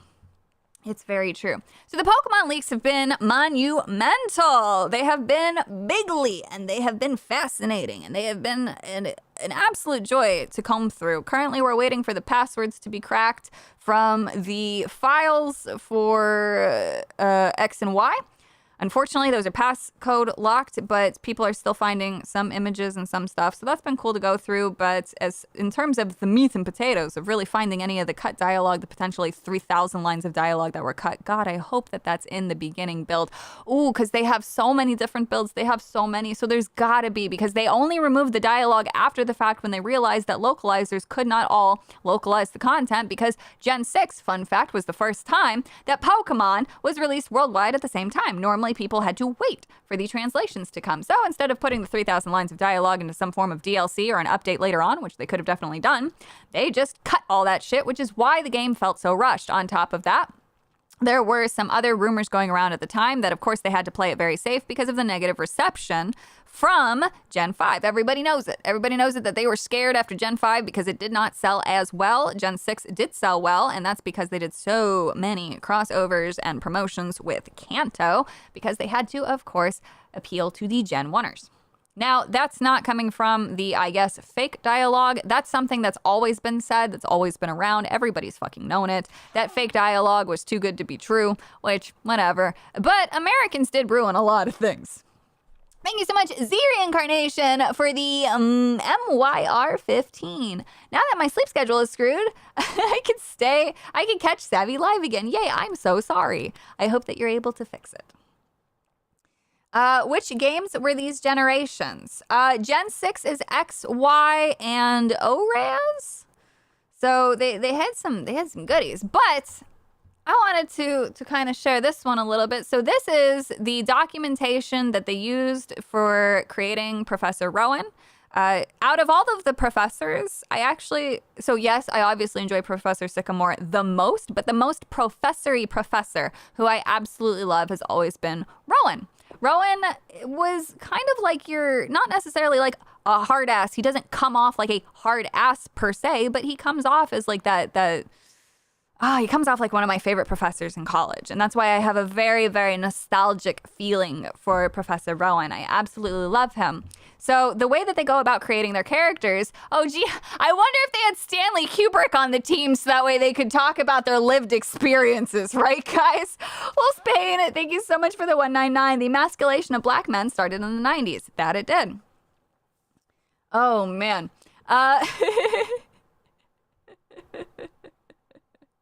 So Professor Rowan, this was some of the creative process for him. So the purpose of this document required for creating the opening. This is a reference for creating the Pokemon Professor BG. And then they went through a couple of different names here, which is really, really, really cool. They talked about the Yizo Pine. Hokkaido is deliberately included. And then when they settled on Rowan, distributed throughout Hokkaido and the subalpine zone of Honshu. In Northern Europe, it's also believed to ward off evil spirits. Like they write these things down, and this is the exact same creative process that I've used over the years. This is nothing special. If you've ever created a character, this is just what you do. You research things. You fucking look up the meaning of shit so that way you can create cool and compelling characters. It's amazing though how that's been lost on some people and some creative directors. How wild. His origin, Masago Town, Sinnoh region. I lived in the Kanto region for 4 years until very recently. They write some of this stuff in first person. Age 70. I believe in the game, though, he's canonically 60. They talk about gender, appearance. He has a thick beard and no glasses. Sometimes he wears glasses. Between a well-built and stocky look, approximately 170 centimeters and 90 kilograms. So we have his height and weight, which, again, so fantastic. I love things like this. It's so good. Wait, you don't need to hire consultants? No, shockingly. Personality and other details. He loves children. He knew the protagonist and rival when they were young. And so they create a connection there and justify the love of children through that regard. Like, he's very much so a family man. Pokemon evolved. That's his focus. Children growing up together, which is also, I think that there were parallels between evolution and growing up and things like that, and how a person evolves over time, that sort of thing. No, you don't have to super chat to get attention. Of course not. It's just, I can't always keep up with everything while still talking. A step back type. I am thinking about mentoring and training the next generation, which is what he ended up doing. Not only did he actually oversee Cynthia, but for those who don't know, he was Professor Sycamore's mentor. Professor Sycamore stayed with him. It's stated in XY. More than that, I have a strong desire to use it to contribute to the future of Pokemon research, which again stems from Cynthia and Sycamore. Inadvertently, perhaps because he's lost in thought, he makes many small mistakes and little things like that. So this is one of my favorite things. I'm sorry if we're breaking down something that seems so totally obvious to people, but this is just one of my favorite things to do, which is deconstruct characters. So right here on a character sheet, one of the most important things you can do is list some sort of flaw. And so when you create the basis of a character, having something small like this, and then it takes form in different ways later on. So the concept of many small mistakes, well, that can lead to bigger problems later on for Rowan, which is then defined in both the show, the manga, and the game, which is so cool, and I love that. Well, Spain, thank you for the 199. Platinum and Heart Gold are my all-time favorites. Yes. More positive question for everyone. What's your favorite cartoon or comic, and maybe art style? Oh gosh, that would be almost impossible to answer, I feel like sometimes. Breaking, people will buy media that is good and doesn't aim to artificially inject modern day message with no regard for the effect it may have on the overall game or show, right? Isn't that crazy? Pokemon evolution is basically maturity. For certain Pokemon, they actually become more mature, like Hydreigon. Yeah, exactly. There is a lot of parallels between growing up and Pokemon evolution. It's very, very fun to dive into, especially with, like, the Pokedex is just a world of information, of creativity. I love it so much. But yeah, so I wanted to show this off because I love this. This is what I spend all day doing. I have like 1,000 named characters with sheets like this. Something that's just, even if it's just basic, like some of the characters that I've created, which only have a couple of lines in some of the things I've written, I end up going on and like writing entire stories for them just because I love doing that. I love exploring these kinds of things. And I think that that's really, really cool. Now, we're going to get into the meat and potatoes. But before we do, yeah, see, just don't show the Typhlosion slander. He's a good boy and he did nothing wrong. So that's what we're going to jump into now. Now, I love memes, all right? I'm not a stick in the mud. I love a good meme, right? I was actually surprised at the amount of people who are actually serious about flipping out, like, Pokephilia, Pokemon and humans fucking. My brothers and sisters in tech, have you never read any stories of mythology in your fucking life? Have you never even once glanced at the folklore of Japan, of China, of Korea, of America? Have you never, ever read Greek or Roman mythology? I'm so shocked. I'm actually baffled at the amount of people who do not understand that not only were these all lore completely based off of actual folklore, some of them being one-to-one, but like they were tastefully done and written as legends. This was clearly not smut. This was clearly not something with the intent to be read as sexual. This was all written as a part of world building. This was all taking lore, folklore, stories of the past to further inspire the world of Pokemon and make it so much more real. I've written similar things inspired by similar stories. I have a whole thing about how the world was created because a boar and a fucking dragon got together. Like, it's lore. I don't fantasize about boars and dragons fucking. But in terms of the culture that I was creating, it was relevant to that. And so in the fantasy world that I write about, they occasionally reference it. They talk about it because the female character is very spiritual. She's into her god and her belief system, and she genuinely believes that. And that doesn't mean anything bad. That's the whole point of fucking fiction. It's crazy. It's so crazy. The people who are being serious about this and who aren't mature enough to understand that this is just yokai lore. They're monsters. The Pokemon are not animals. They're not all cute. They're actually dangerous. And Legends Arceus helped display that because obviously Pokemon is a kid's game, so they could only cleverly allude to the dangers of the Pokemon world.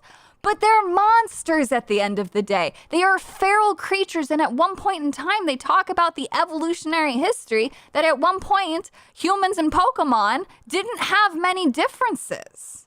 And there still aren't that many differences because Pokemon clearly are able to communicate with humans, which is what the folklore also shows, which means they came from a similar place, which we know through the lore through Arceus. Like, I don't know, man, it's just wild to me, the amount of serious butthurtery. At least maybe then this is kind of like artificial gatekeeping, because now the weirdos will maybe fuck off, but now it's attracting also the wrong weirdos, because then we go in the other direction. Instead of just participating in the fantasy, they're actual dog fuckers who want to fuck Eevee, who might be more into it now because they're like, look, this justifies. No, it doesn't justify anything. It's called folklore. If you need justification for whatever sick fucking shit you actually want to do, there's plenty of folklore to go read that justifies your sick fucking weird actual fetish.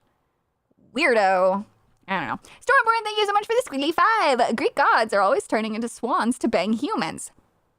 It's fucking crazy. Regina Sharp, thank you for the 5. When I used to DM even a one-off couple of lines or no line characters might have a few lines given for motivation and background. Yeah, exactly. You know, sometimes the side character, yes, they're used to move a plot, but even one or two lines in the background can give a character motivation and help them further move the story along, which is super important. Well, Spain, thank you for the 199. The Machamp R34 meme does go too far, though. Counterpoint, it's fiction.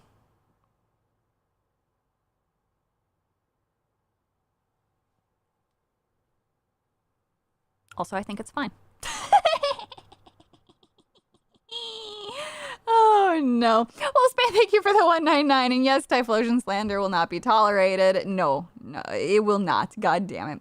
Drifloon likes to abduct kids. Yes, I like the fact that Pokemon are kind of dark and not all cuddly shit. A lot of monotype ghost Pokemon are dead people.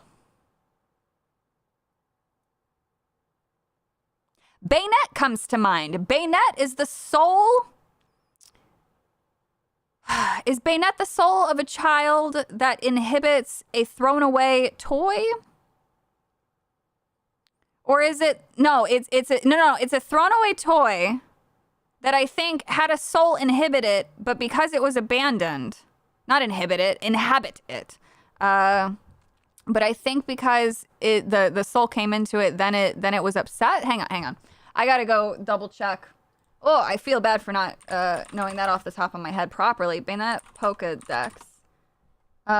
It's one or the other that I just said. This Pokemon developed from an abandoned doll that amassed a grudge. Okay, yeah. So, like it's literally a thrown away toy that is angry because it was abandoned. There's other Pokedex entries that are, where is it? Here's Bulbapedia. Bayonet generates energy for laying strong curses by sticking pins into its own body. The Pokemon was originally a pitiful plush doll that was thrown away. That's from Ruby and Sapphire. A cursed energy permeated the stuffing of the discarded and forgotten plush doll, giving it new life as Bayonet. The Pokemon energy would escape if it were to ever open its mouth. In Black and White, a doll that became a Pokemon over a grudge from being junked. It seeks the child that disowns it. With that kind of name, I mean, that's fucking dark. What are you gonna do to the kid? Well, you're gonna exact your revenge on it. That's what it is. Check Mega Hound Doom entry. Oh yeah, no, they're all really dark. I love them. I love them so much. Ghost and Psychic Pokemon are my personal favorite. Aber and Ghastly, evolutions excluded, are my favorite to this day. Oh, they're great, dude. Marowak and the Mother's Skull. I mean, there's so many of them. There's so many of them. Aren't yokai basically demons in the broadest sense of the term? Yes, yokai are essentially demon. You also have like half yokai. You have all kinds of things in mythology. There's so many. There's actually, speaking of Typhlosion, so Typhlosion, the reason why it was actually picked to be a Legends Arceus starter is not, so a lot of people were confused because they're like, oh, you know, there's obviously these regional forms mimic certain aspects of Japanese culture, but what the fuck does Typhlosion do? Well, Typhlosion is based off of a badger. And in Japanese folklore, there is a badger who, guess what, fucking plays pranks and tricks and illusions on humans. What was the lore story for the Typhlosion? It made illusions. It made the girl think that it was a person. Wow! How do I know these things? Well, it's because I autistically do deep dives into the things that I love. I didn't realize that that wasn't normal until I was like 25. I thought everybody just did that.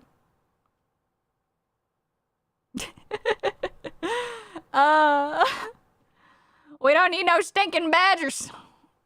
Yes, we do. It's so cute. I don't know. I just think it's great. Proto-Indo-European mythology is already fucked up when you actually dive deep into the cosmogony. The second mortal is sacrificed to create the world. His flesh, the land, blood, the sea. Yep. It's fucking great. Let's not forget Hypno. Hey, Hypno doesn't have any additional canon fic written about him. But no, he's, yeah, that's the OG. It's the OG. Everybody in this chat did that? You'd think. Mimikyu has a kind of depressing origin. Mimikyu has such a depressing origin. It just wants to be loved, man. Not everyone is autistic. Yeah, I thought everyone was, honestly. I've been told that I do have some autistic-y tendencies, and I'm like, doesn't everybody just do these things? Like, I'm not actually, like, you know, but I do have some tendencies. I just always thought that shit was normal, but I guess not. Well, Spain, thank you for the 199. No, people do deep dives, but only on what they like. Yeah, I guess, I mean, I'll just do it, but like, I just don't understand how you ever expand your mind and your interests then. Like, sometimes, you know, my husband's super into, you know, modern cars and sports cars. And so to try to share in his joy, like, I go and I look up some of the modern stuff. I'm more into classics personally. And he and I definitely bond with that. But like, don't people just randomly go look shit up? Like, isn't that just a thing? I guess not, but fuck. You seek a deeper understanding of something you find interesting. It isn't. Yeah, exactly. You don't see people ship Snorlax? Hold on now. I've seen it. Oh, man. The only deep dives I've done are for games. Wait, for a game or for patches into R18 games.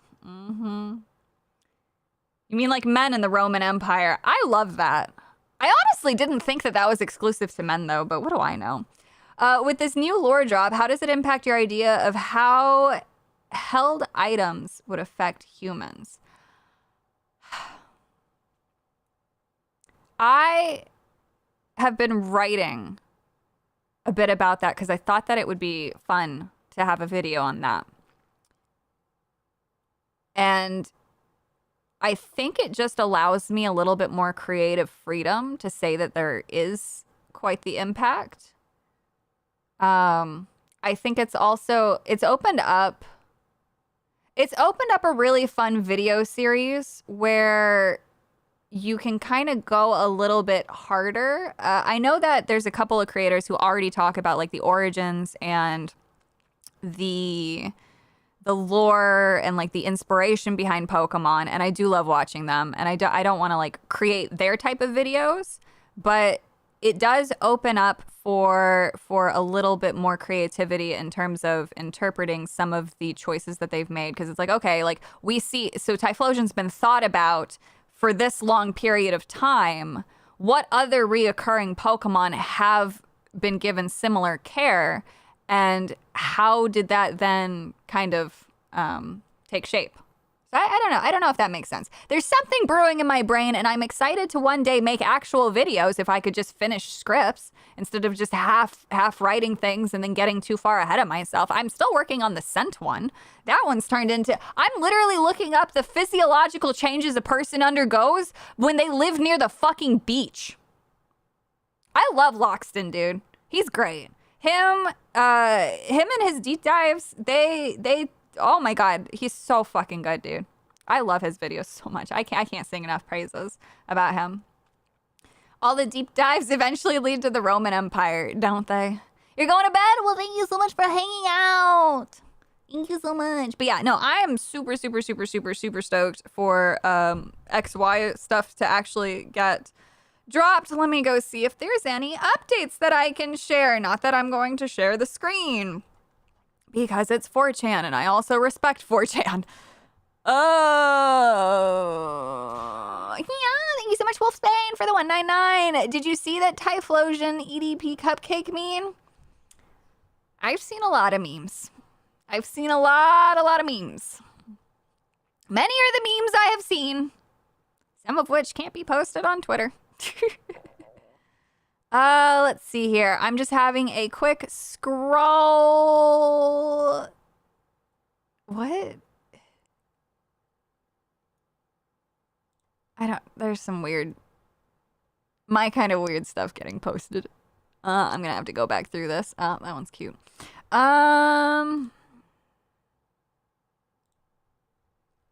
don't see any massive interesting drops. Oh, wait.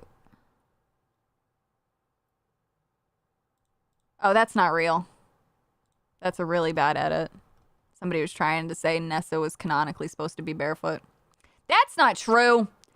Misunderstood man. Nietzsche said to fill one's soul with actual culture. He was very much against religion, but strongly for the cultures that man made along the way. I think that those are wise words, yeah. Hypno, Wolf's... Oh, fuck. I can't even read. Wolfsbane, thank you so much for the 199. Why is Hypno there? Phone will only allow $2 chats. Why is Hypno... What? Why is Hypno where? Also, that's kind of weird. What project are you writing for? So I have tons of little different things that I work on at once because I'm a piece of poo. So I'm working on several YouTube videos. I'm predicting what Pokemon professors would smell like. I'm working on how items affect humans in Pokemon. I'm working on a couple of things and regarding the Pokedex entries, that kind of thing. Seven needs to play a game on stream again. I do need to go back to streaming more than just once a week. I only did the one stream last week. I only did the one this week. But tomorrow there is a game coming out that we are going to that we're gonna play. You just found out that your EI just ran out. Great. Oh no. I'm sorry. I don't know what EI. I'm sorry. Why is Hypno in that EDP Typhlosion meme? Oh. Well, why wouldn't he be? Thank you so much for the 199, Wolfsbane. Didn't you say the same line in Rings of Power when you were talking to Elrond? You have not seen the memes I have seen. Yes. Oh, employment insurance. Wait, what? Guys, now I've already lost the comment where the EI thing is. Oh, just found out. Oh, okay, I understand. I'm so sorry, and I hope that gets sorted. Look, man, I got a brain sometimes. Maybe a Pokemon X and Y complete playthrough at some point, anticipating Legends Za savvy. Oh, yes, we will do that, and then you can watch me be extra ridiculous for things. Yeah. Let me see. I don't think that there's anything. Oh, the leaked. Okay. I'm going through and I'm collecting all of the concept art. There's finally a dedicated thread for it. So I'm working on that. I love, if you guys don't ever use Miro, it's a really cool app. You can have a couple boards for yourself for free. But Miro is a great way to just visualize things. I actually really think that this has been helping my productivity a shit ton, and it's keeping me on track. So even though my board is very messy and has several different subjects, it's just nice to be able to keep everything tracked, and then you can copy and paste images in and out of it. So it's called Miro. It's not sponsored. You can have it on your browser and on your phone and on your tablet. Really, really cool workspace. You can also share it out with people so that way people can actually collaborate with you at the same time. Very, very useful for group projects and things like that. It comes with like sticky notes and ways to arrows and stuff. Oh, shit.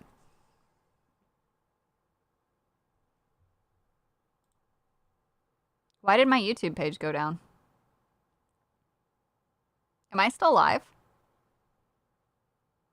Oh, it is messy as fuck. Yes,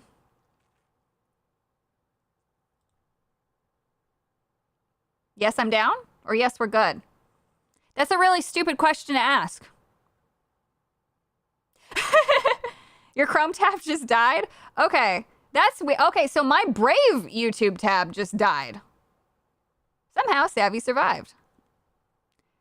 Thank you. Yeah, that was weird. I've never had just one. Normally it would crash everything, but just the YouTube one went down. Whatever. I don't know. YouTube, I don't know, man.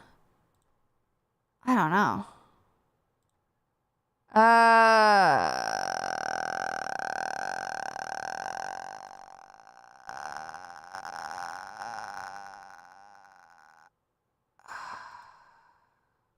Somebody just asked me if one of my NFTs is for sale.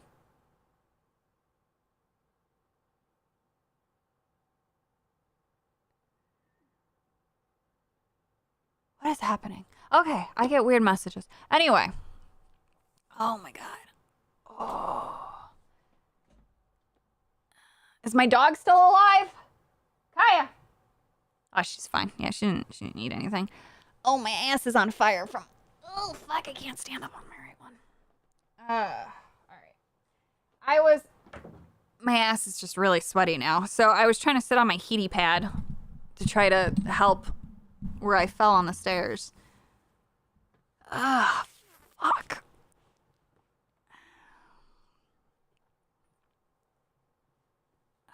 Excuse me while I just make faces for a second.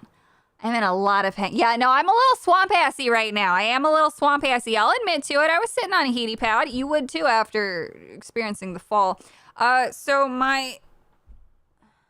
Oh, fuck.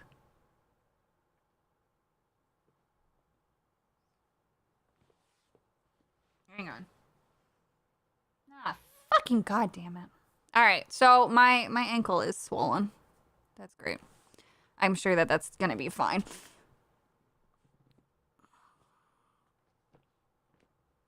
Okay, we're good.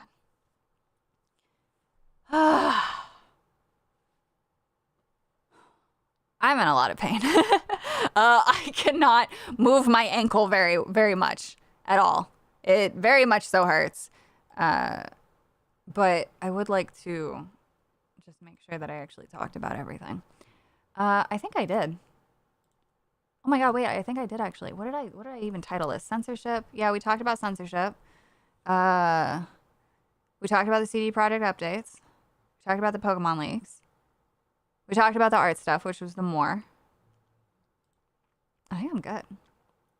Was the story behind the Pokemon leaks? An actual admin back in August got phished and somebody gained access to the accounts. That's just about it.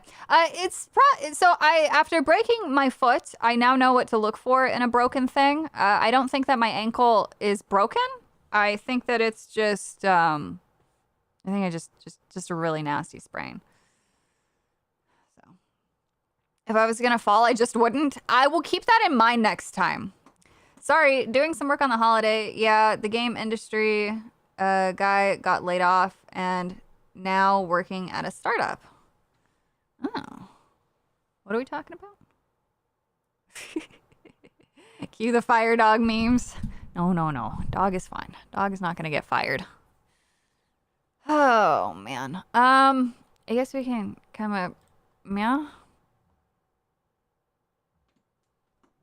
There we go. We'll hang out for a second. Oh, he's also the guy who wrote about God is dead. We've killed him, and what doesn't kill you makes you stronger. And if you stare into the abyss stares back. Yes. Oh, Nietzsche. I'm stupid with names. I'm sorry. Jason Yankovic, thank you so much for the 5. Says nothing. In the next Pokemon, are we going to be able to flirt with Pokemon confirmed? God damn it. No. No. Technically, if you really wanted to call it flirting, you do pet them already, but that's just pedifying them. But you could, technically, if you're weird like that, look at it, it's fucking flirting. Don't make it weird. Don't make the folklore weird, man. Do it for the memes. Don't be serious. Ugh. Sweet, sweet pats. I tell you what. I'm actually really hurting. I can't believe I still actually went through and did stream. I was so pissed off. He's just screaming all sorts of gamer words. And my husband comes down. He's like, oh, man, you fell? And I'm like, no, I'm just making it up for the sake of it. Pedifying sound. After I said it, I was like, God, I'm really glad that I enunciated that. I can crack like a glow stick, but I don't ever glow. Ooh, wait. Let's see. Hang on. Let's see if I can do it, chat. Hang on. We'll bring this down a little lower. Hang on. Let's see if I can give you a good one today. Stop making noise. Don't make noise. All right. Oh, I don't think you guys could hear that. Let's try it from the other way. Oh, fuck. There goes my hip. Nope. I don't know if you guys heard that. Oh, I'm on my foot and it hurts and it itches. Ooh. The leak supposedly had Pokemon and humans having children. Yeah, I mean, if you want to talk about the biological meaning of that. Oh, you heard it? Hell yeah. So the implication is that Pokemon DNA provides the blueprint for a human to be able to pass an egg. And I think that that's fascinating. I think from a scientific standpoint, like, I love everything about whatever the heck all that lore was, because I love weird shit like that. I really do. I think trying to scientifically explain things is really fun. And so when they do the fake cross dissections of Pokemon, or when people try to interpret that, I think that that's some of the coolest shit. Because that's all biology, my degree program was at the end of the day. It was, how does this shit work? And that's so cool. Failed miserably, but you tried. Well, I tried. Oh, man. My longest headcanon is that Gardevoir isn't really a beast or an animal per se, more so like an elf-like creature from myth. I feel validated in a way. Yeah. Gardevoir, I don't understand the appeal to Gardevoir because it's like, how the fuck do you hug something that's got a blade sticking out of it, you know? Lopunny is just a cute character. There's nothing inherently sexual about the fucking bunny. Yeah, she's got some fucking hips and some thighs. You know why? Because she hops and she jumps all the time. God damn it. Savvy is the woman in Red Flag's music video. I don't know what that means. I sprained my foot from a skateboard in high school 20 years ago. It still cracks to this day. Yes. Shout out to Frostlass indeed. When did you visit R34 last time? I don't know, this morning? Why is that a question? What kind of question is that? Off-model R34 artists say hi. That they do. They say hi all the time. I'm fine with it. I don't give a shit. I'm an enjoyer of the fiction, goddammit. The spike on Gardevoir's chest could be soft as boobs. It's not. Let's not be silly now. Come on. They wouldn't be. Maybe more like foam for soft, but they wouldn't be like breasts. Justin Martins, thank you so much for the 5. Got some foot pain, savvy. Maybe pedify it. Might help. No, I'm not going to go get a fucking pedicure. That's gross. That's gross. That's disgusting. Could be worse. You could get turned on by Mr. Mime or Jinx. That is true. Things could always be worse. Savvy, you sound like a Satanist neighbor lady in Rosemary's Baby. I don't know. Look, man, I get called an extremist on both sides because I'm a Puritan when it comes... I'm not a Puritan, a purist when it comes to enjoying fiction. Make whatever the fuck you want. Do whatever the fuck you want. It's fucking fiction. It's fucking fiction. And if you're going to share it on the free market will decide success at the end of the day. It also doesn't stop criticism. And criticism's okay, but telling somebody to go kill themselves over fiction, fuck off. Fuck off. Mondo Spieler, thank you so much for joining the team and becoming an HR rep. Yay. Please enjoy all of your emotes and wonderful emotes and the name color change. Yay. Fiction is fiction. That's exactly it. That's all I have to say. I believe in creative freedom for all and creating things genuinely from the heart and all of that good stuff. And if you don't, then how could you tolerate listening to me? Oh, man. The original Rosemary's Baby is the thick New York accent. I'm walking over here. I love the existence of furries because I have loads of insults for it. I mean, look, yeah, furries are fucking weird. And when things stop being fiction and start blending into reality, it's like, come on. Come on. You don't need to fuck a dog. All right? You don't need to do that. It's not needed. That's all I have to say. Regina Sharp, thank you so much for the 5. Nothing to say. I just want to distract from Pokemon sex chat. God damn it. Look, man, this does change the idea of a smash or pass video, though. I might do it. I was reminded to look up Concord R34. The green cat girl has loads if you need to do some Nissan research. Loads would be generous. She's got like maybe 2 or 3 of any value. No decent artist is gonna waste their time on Concord. There's way too many things out there. Way too many things out there to be wasting your time on that. 29, she is 29. What? She has 29. 29 what? What? 29 what? She has 29, Savvy. Oh, 29 pieces of art.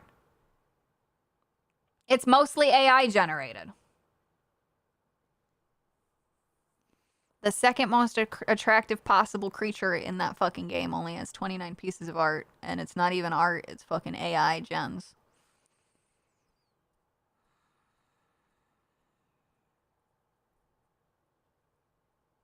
There's no way that there's anything for Dustborn. Future Smash or Pass vids are gonna be wild. Yeah, they are. Hayden75, thank you so much for the 10. All right, I missed the Pokemon coverage, so I have to ask, does this mean that Mr. Mime could have actually been Ash's dad? Yes.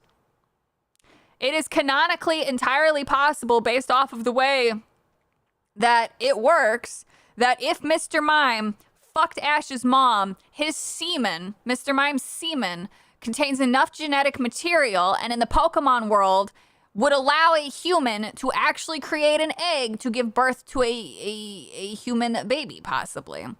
Or maybe they don't need an egg because it's still a human child being born. So then the mother's DNA just kind of mostly takes over. And then it doesn't have to be an egg. But it's entirely possible that it could be that is, in fact, scientific. All right? It's still on the table. Ash's mom she got potential suitors, all right? She's got Giovanni, she's got Professor Oak, and then she's got Mr. Mime, and I think that there was another one actually on that. Sounds like alien horror? Not really. I mean, look, an egg...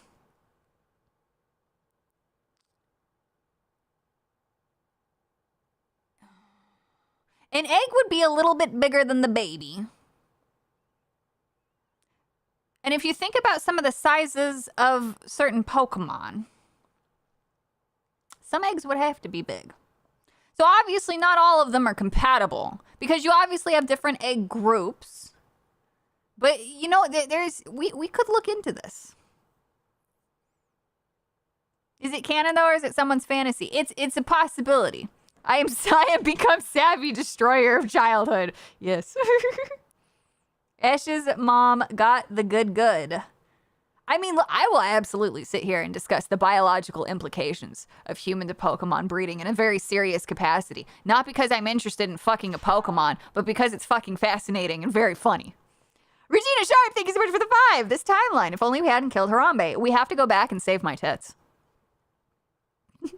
That's where it all went wrong. So not canon. No, but it leaves room for interpretation. And that, to me, is all I need. Pokemon did it to themselves by writing this as lore. Savvy Smash or Pass One Piece characters would also be funny. Oh, my goodness. Oh, yes, it would. Yes, it would.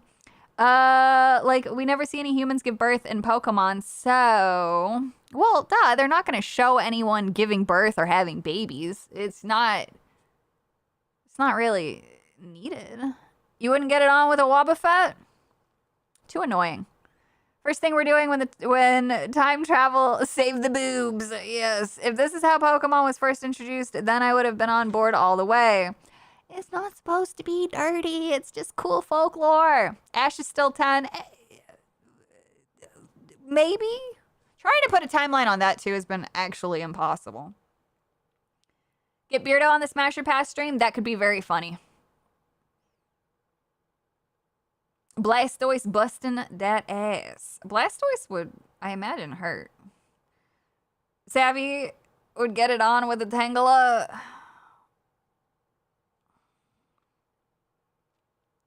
No, because I don't do self-insert. I'm not interested. I am personally not interested. Now if you asked me in the name of science, would I watch that? Would I watch somebody partaking in some tentacled whips?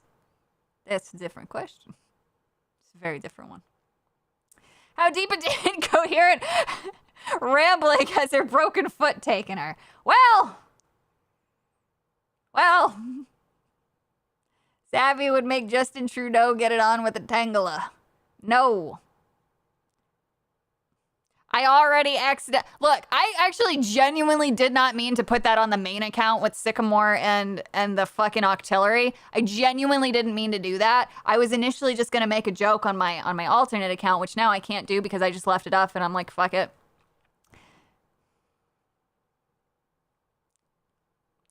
I don't have a defense for that. It's there. I don't care. I've also just given up though on kind of blurring.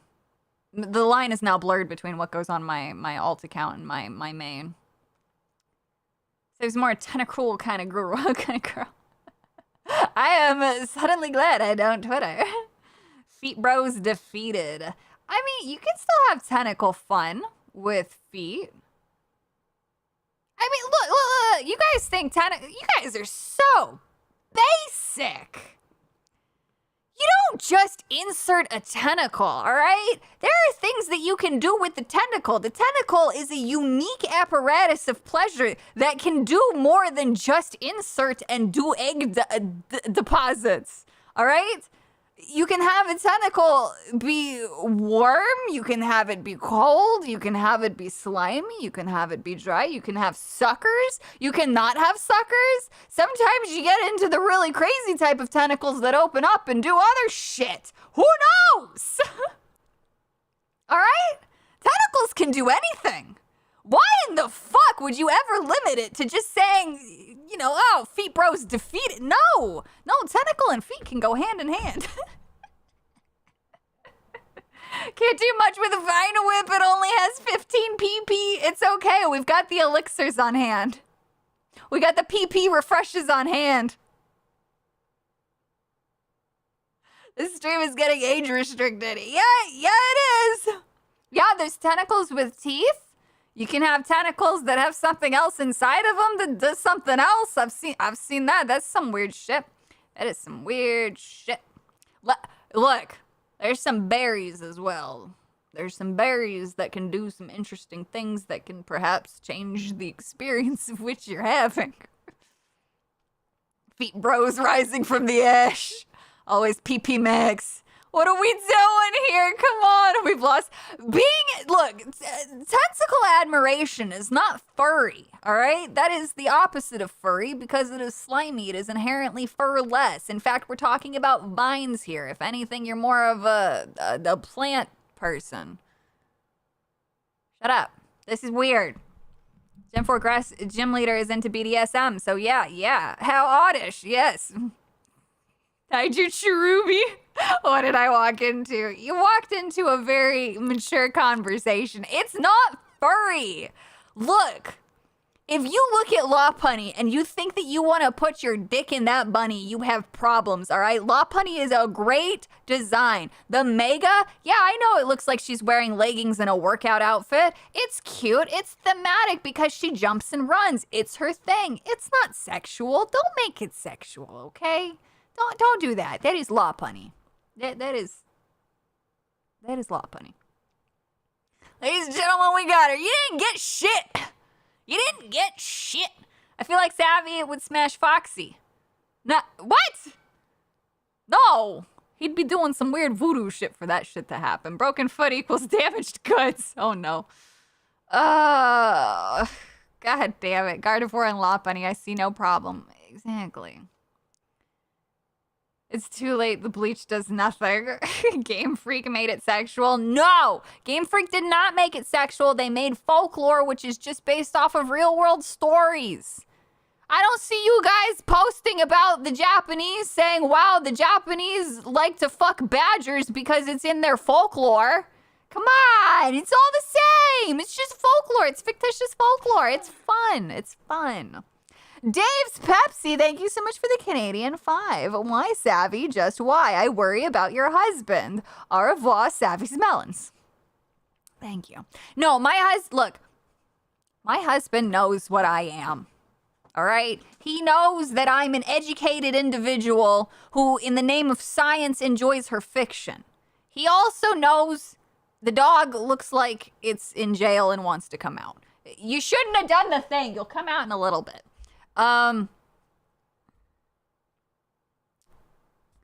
husband appreciates my fictitious interests. He is not somebody who understands them in the slightest, but he appreciates it all the same. And even though he doesn't partake in the 3D Pig 2D Pure mindset, he is slowly being introduced to certain things, and he's slowly seeing why perhaps I enjoy it, because it's more fun than real limitations.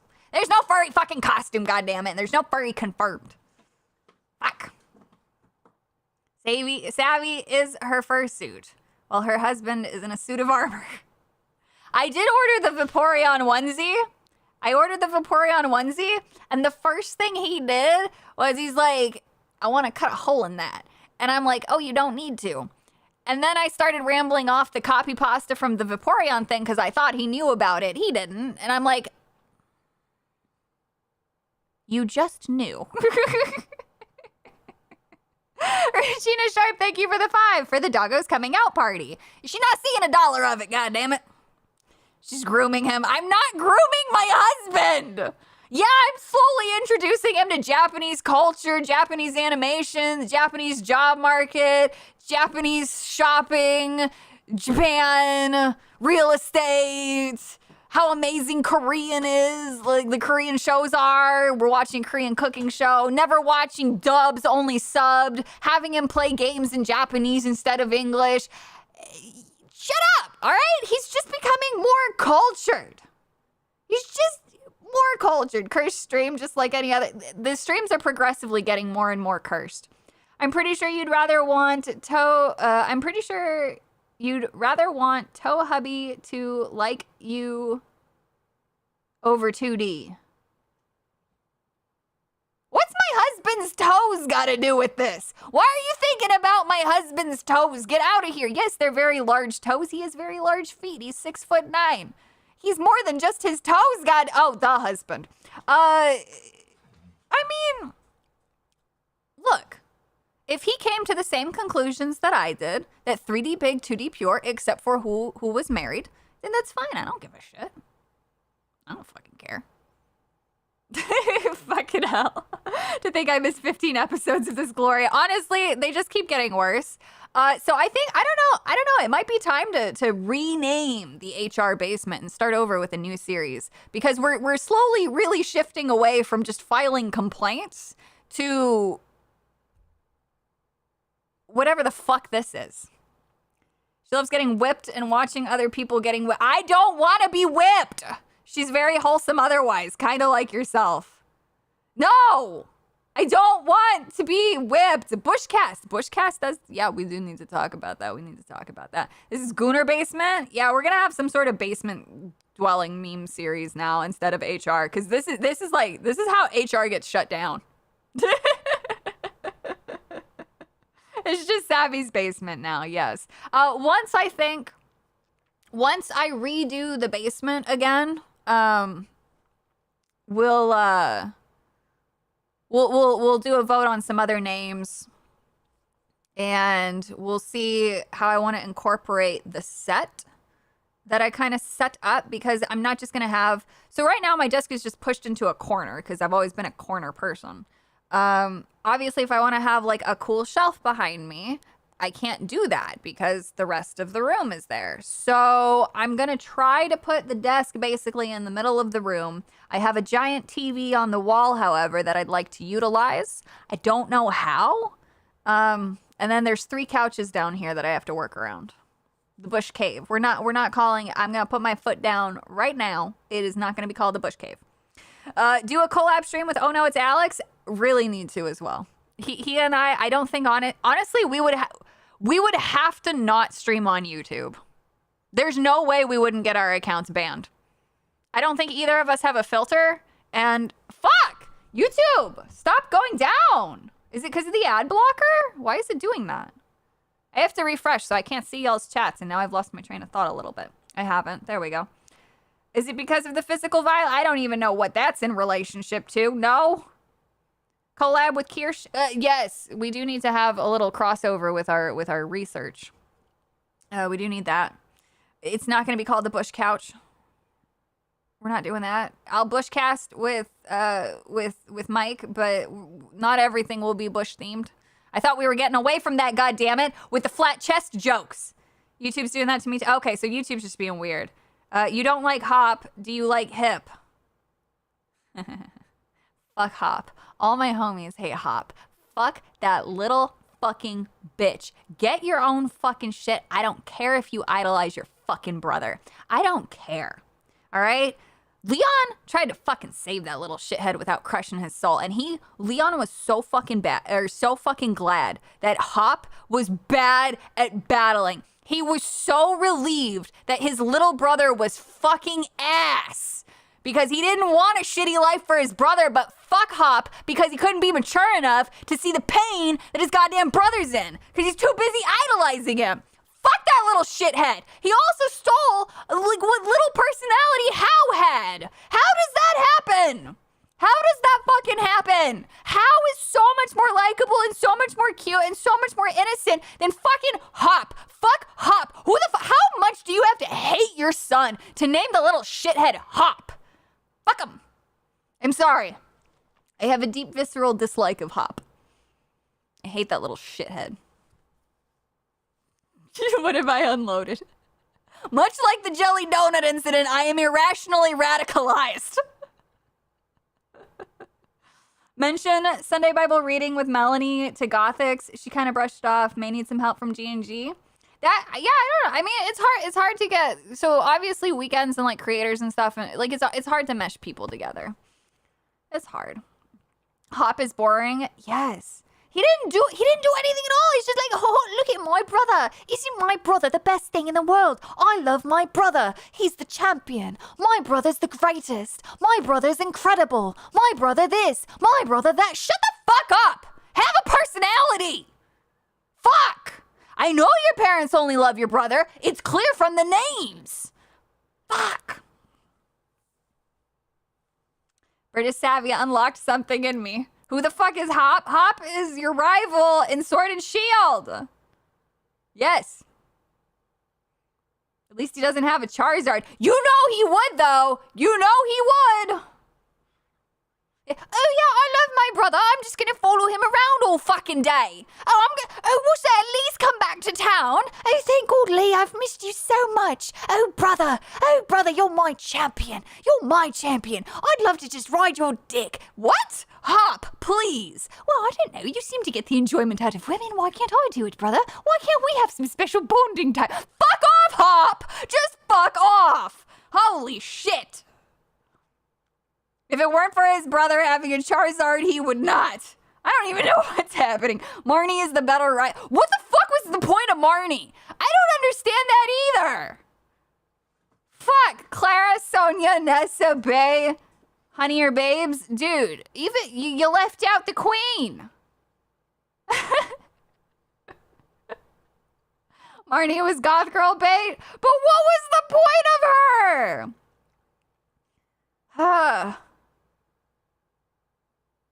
Final Fantasy VI is better than 7.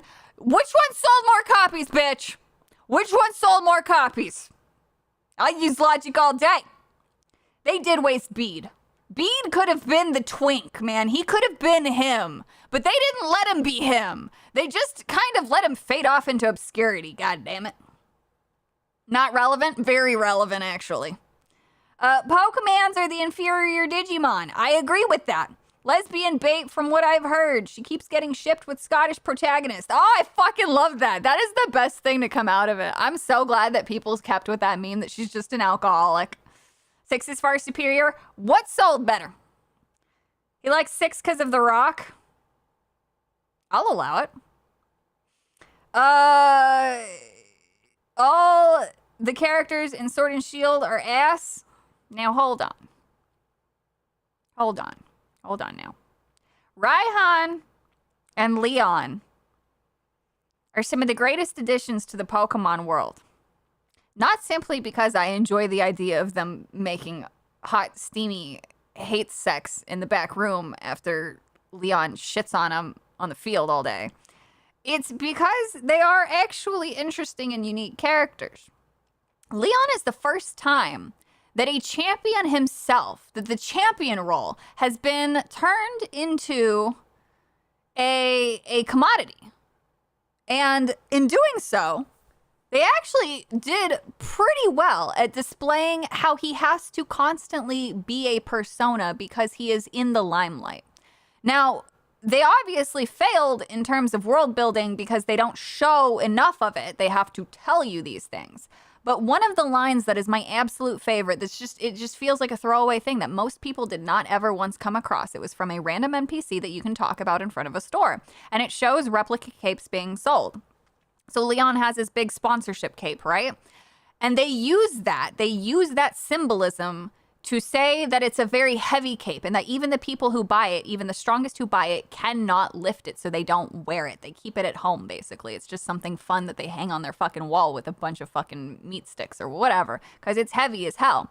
That is quite literally showcasing that Leon feels like he has the weight of Galar on his shoulders because he is seen as the best. He is seen as the protector, but he's also seen first and foremost as an idol, as a star, as a superstar, as something that people want to aspire to be. He is challenged not because he is loved. He's challenged because people want to take him down. And yeah, he likes to battle and he doesn't want to be the best because he wants something to work towards because all he is a battle maniac. But he has to then balance that. He has to be the loving and the humble champion when all he wants to do is just battle, man. And it's so cool. I love that. I love that they basically turned him into a commodity. And the reason why he doesn't have a personality is because he's not allowed to have one. He can't, so that way he can appeal to as many people as possible, which kind of shows the watering down of globalization. And because of that, worldwide, he is viewed in a certain fucking way. And I think that that's fascinating. Now, this is in contrast to Diantha. Diantha was a movie star first, then became the Elite Four member. She's always been an actor. She's been loved and she's always been a commodity in that sense, right? But it's very different because she took her Elite Four role differently. She put acting first. Battling was just a side thing, which I'm kind of sad. And I hope that we actually get more stuff out of this from the leaks and actually get more personality to Diantha, but she comes off like the conceited movie star that she is. And then when you look at some of the animation stuff, her conversation with Lysander is so illuminating because those little exchanges of dialogue show that she is capable of thinking deeper, of acknowledging her place in this world and what she will inevitably become and how aging and beauty go hand in hand in this discussion when beauty is a perception, but also there is objectivity to it. So it's just a big philosophical insight with Diantha, whereas again with Leon, you don't necessarily get that unless you really fucking fight to find it. And that's where they went wrong with Leon. History, Daddy. Thank you so much for the squiggly too. Savvy stream explaining Futabu to Melanie Mack. Oh boy. Anyway, that's me going on. I like the idea that Leon was a false champion. I love that too. I adore that idea. I wish they had gone somewhere with it because it's obvious that Rose is a bad man and it's obvious that Raihan should actually be the individual who should be the champion. But I think Rose keeps him down intentionally. And I think this is really getting into... Okay. You guys want to hear the dumbest fucking shit that you've ever heard in your life?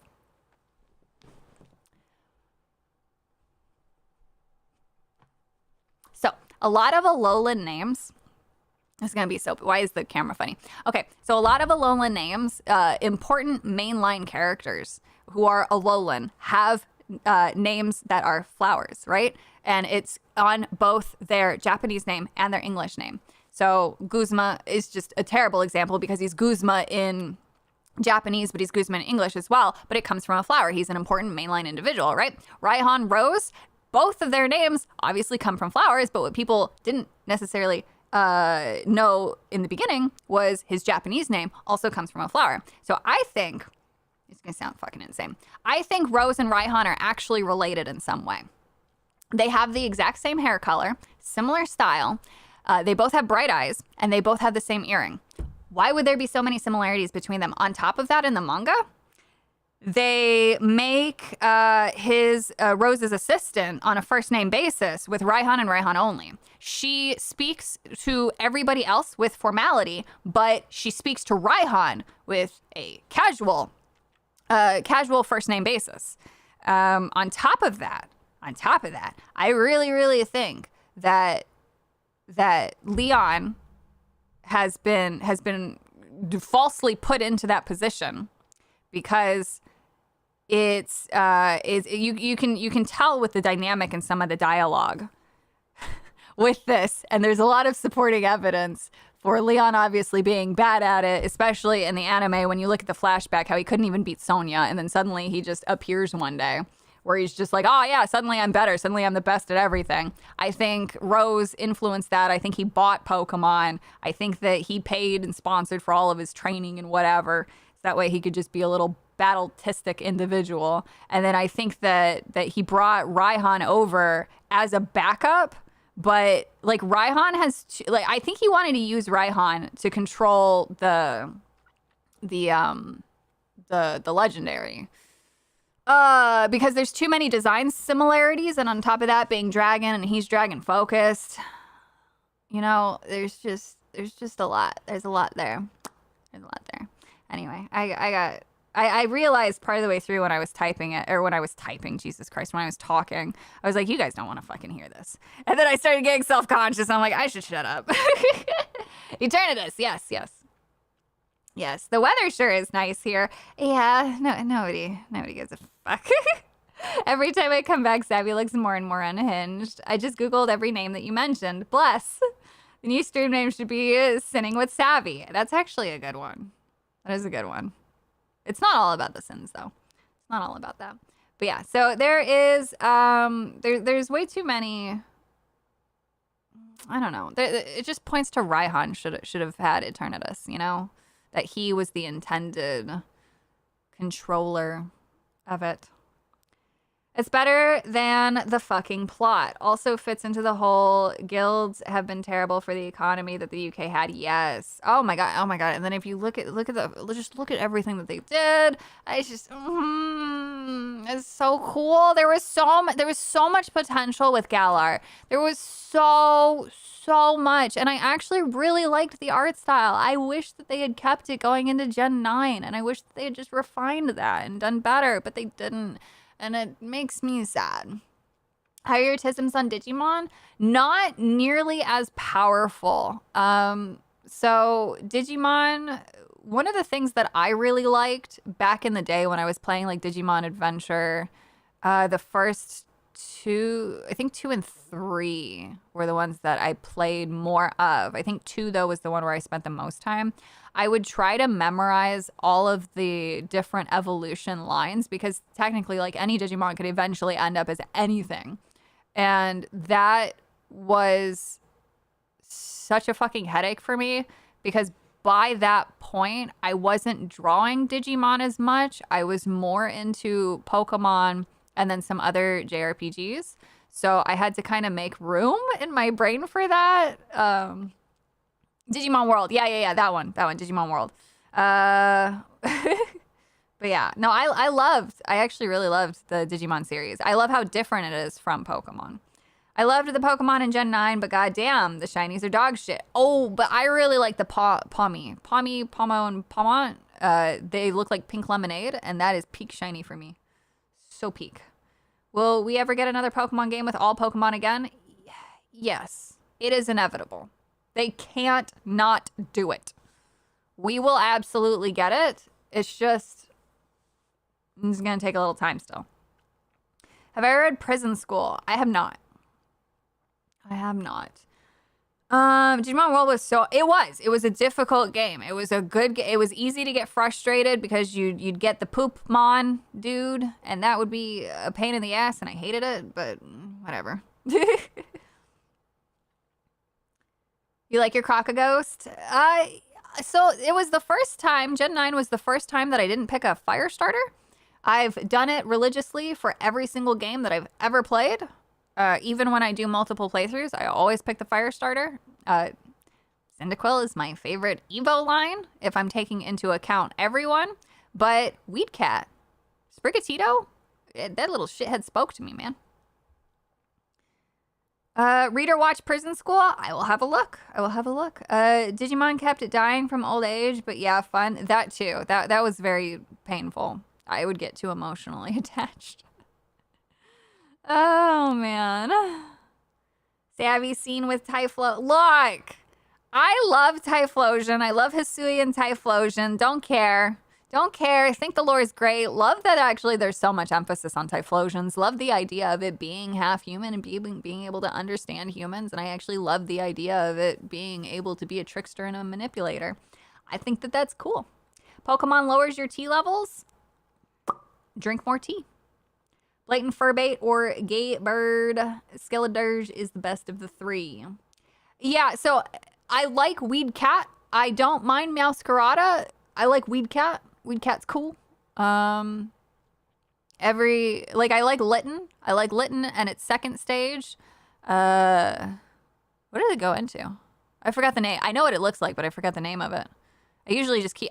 Honestly, I play more often than not with starters not getting evolved. Quilava is just a cake duck. It's a Tora cat. That's right. Thank you. I love Weed Cat, man. Weed Cat's great. Litten's great. Again, I like Fennekin. Didn't max evolve it. Hate the last one. Hate the last evo of it. Not my preferred thing. I like the little Fennec Fox. You prefer Articuno for transportation reasons. I wish Masquerada didn't have Ahigo eyes. Yeah. Yeah. How do you get... Huh? Y'all need help. Yeah, Delphox, not my favorite. Score Bunny was cute. Hate the Evo as well. Yeah, liked the bunny. Sceptile. Sceptile's cool. Arceus is no best waifu. Is now probably best waifu. Yes, Arceus confirmed original waifu. Infernape is cool because of Wukong. That one actually is a. I really like the design on Infernape. I think that's cool too. But that's it. I won't keep you. But I love Mudkip. My previous chair was purchased because Mudkip colors. I also like the bunny that they skipped out on doing. I wish that they would have done that instead of Score Bunny like we got. I think that whatever they had going on there for the water bunny would have been way more interesting. I don't know if they would have played into like the sea cucumbers that look like rabbits. Could have been cool. I don't know where they'd go with that either though, because then it's just a giant Twinkie trying to survive on land. Then again, there's concept art of a walking animation for Electros, so anything's possible. The Secret Agent, yeah, Sobble. A Totodile and his Evos are my jam. Also good. Chespin's not for me. Not for me. All the turtle Pokemon are dope. This is true. I've never seen a turtle Pokemon that I didn't like. They're all good. Fuecoco and his 1,000-yard stare. Yes.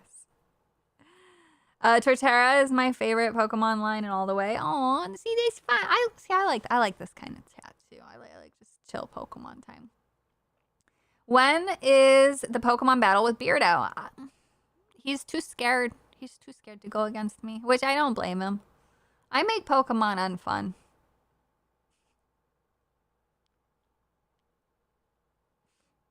I do that sometimes. Turtwig. Oh gosh, even the dude, Shexter. You've seen those animations. They're so good. Yeah, no, Shuckle's great. Shuckle's like the best meme. Serpent, dragon, water bunny. Give him orange floaties on his tiny arms. Could be cute.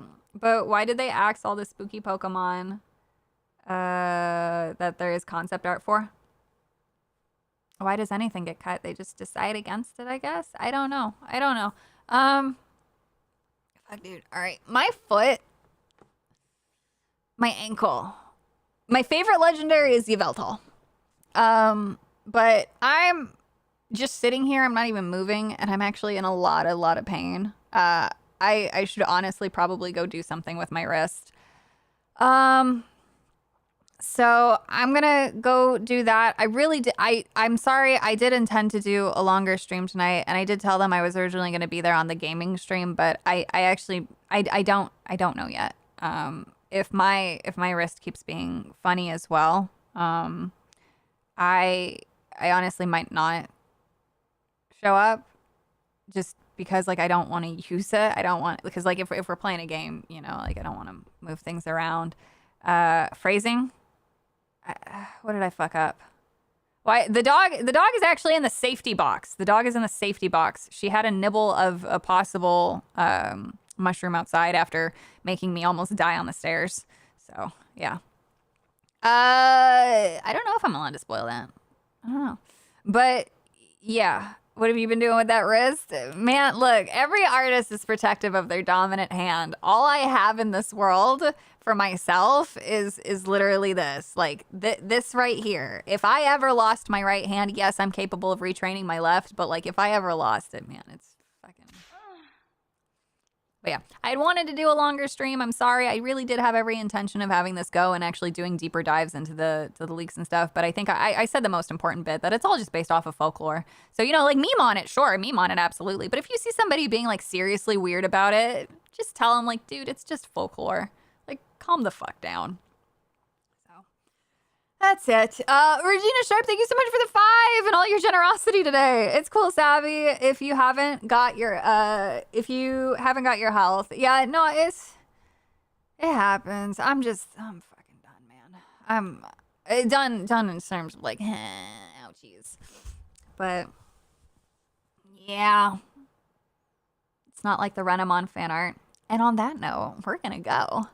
Still playing my Guzma song because I just do things to make me happy. Anyway, I love you guys so much. Thank you all for the love and support. I hope that you found today's stream fun and that you had some laughs and that you enjoyed all of my rants on tentacles and that you've been educated and your mind has been opened. A bless. Hey, police, please put Guzma in the lodge. I know he's a bit of a coconut head. Even if I knew he's still in bed. But he's a boy Guzma, and he's not sus at all. Put the coconut head in the lodge. Share a cup of hot chocolate with my boy. He's all island meat, no soy. Just wanna sit by the fire with my Guzma. Please don't break that. Look, I know he's not perfect. Never got that first place award. And when anyone talks, he's really bored. Maybe he's a little rude, but he's #1 in my heart. Put the coconut head in the lodge. Share a cup of hot chocolate with my boy. He's all island meat, no soy. Just wanna sit by the fire with my Guzma. I'm being serious. Please don't break that.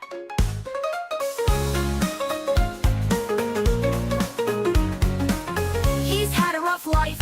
Not the biggest fan of golf or rules. He thinks traditions make everyone fools. Guzma's our rebel bleach blonde bug boy. But he makes such a good first impression.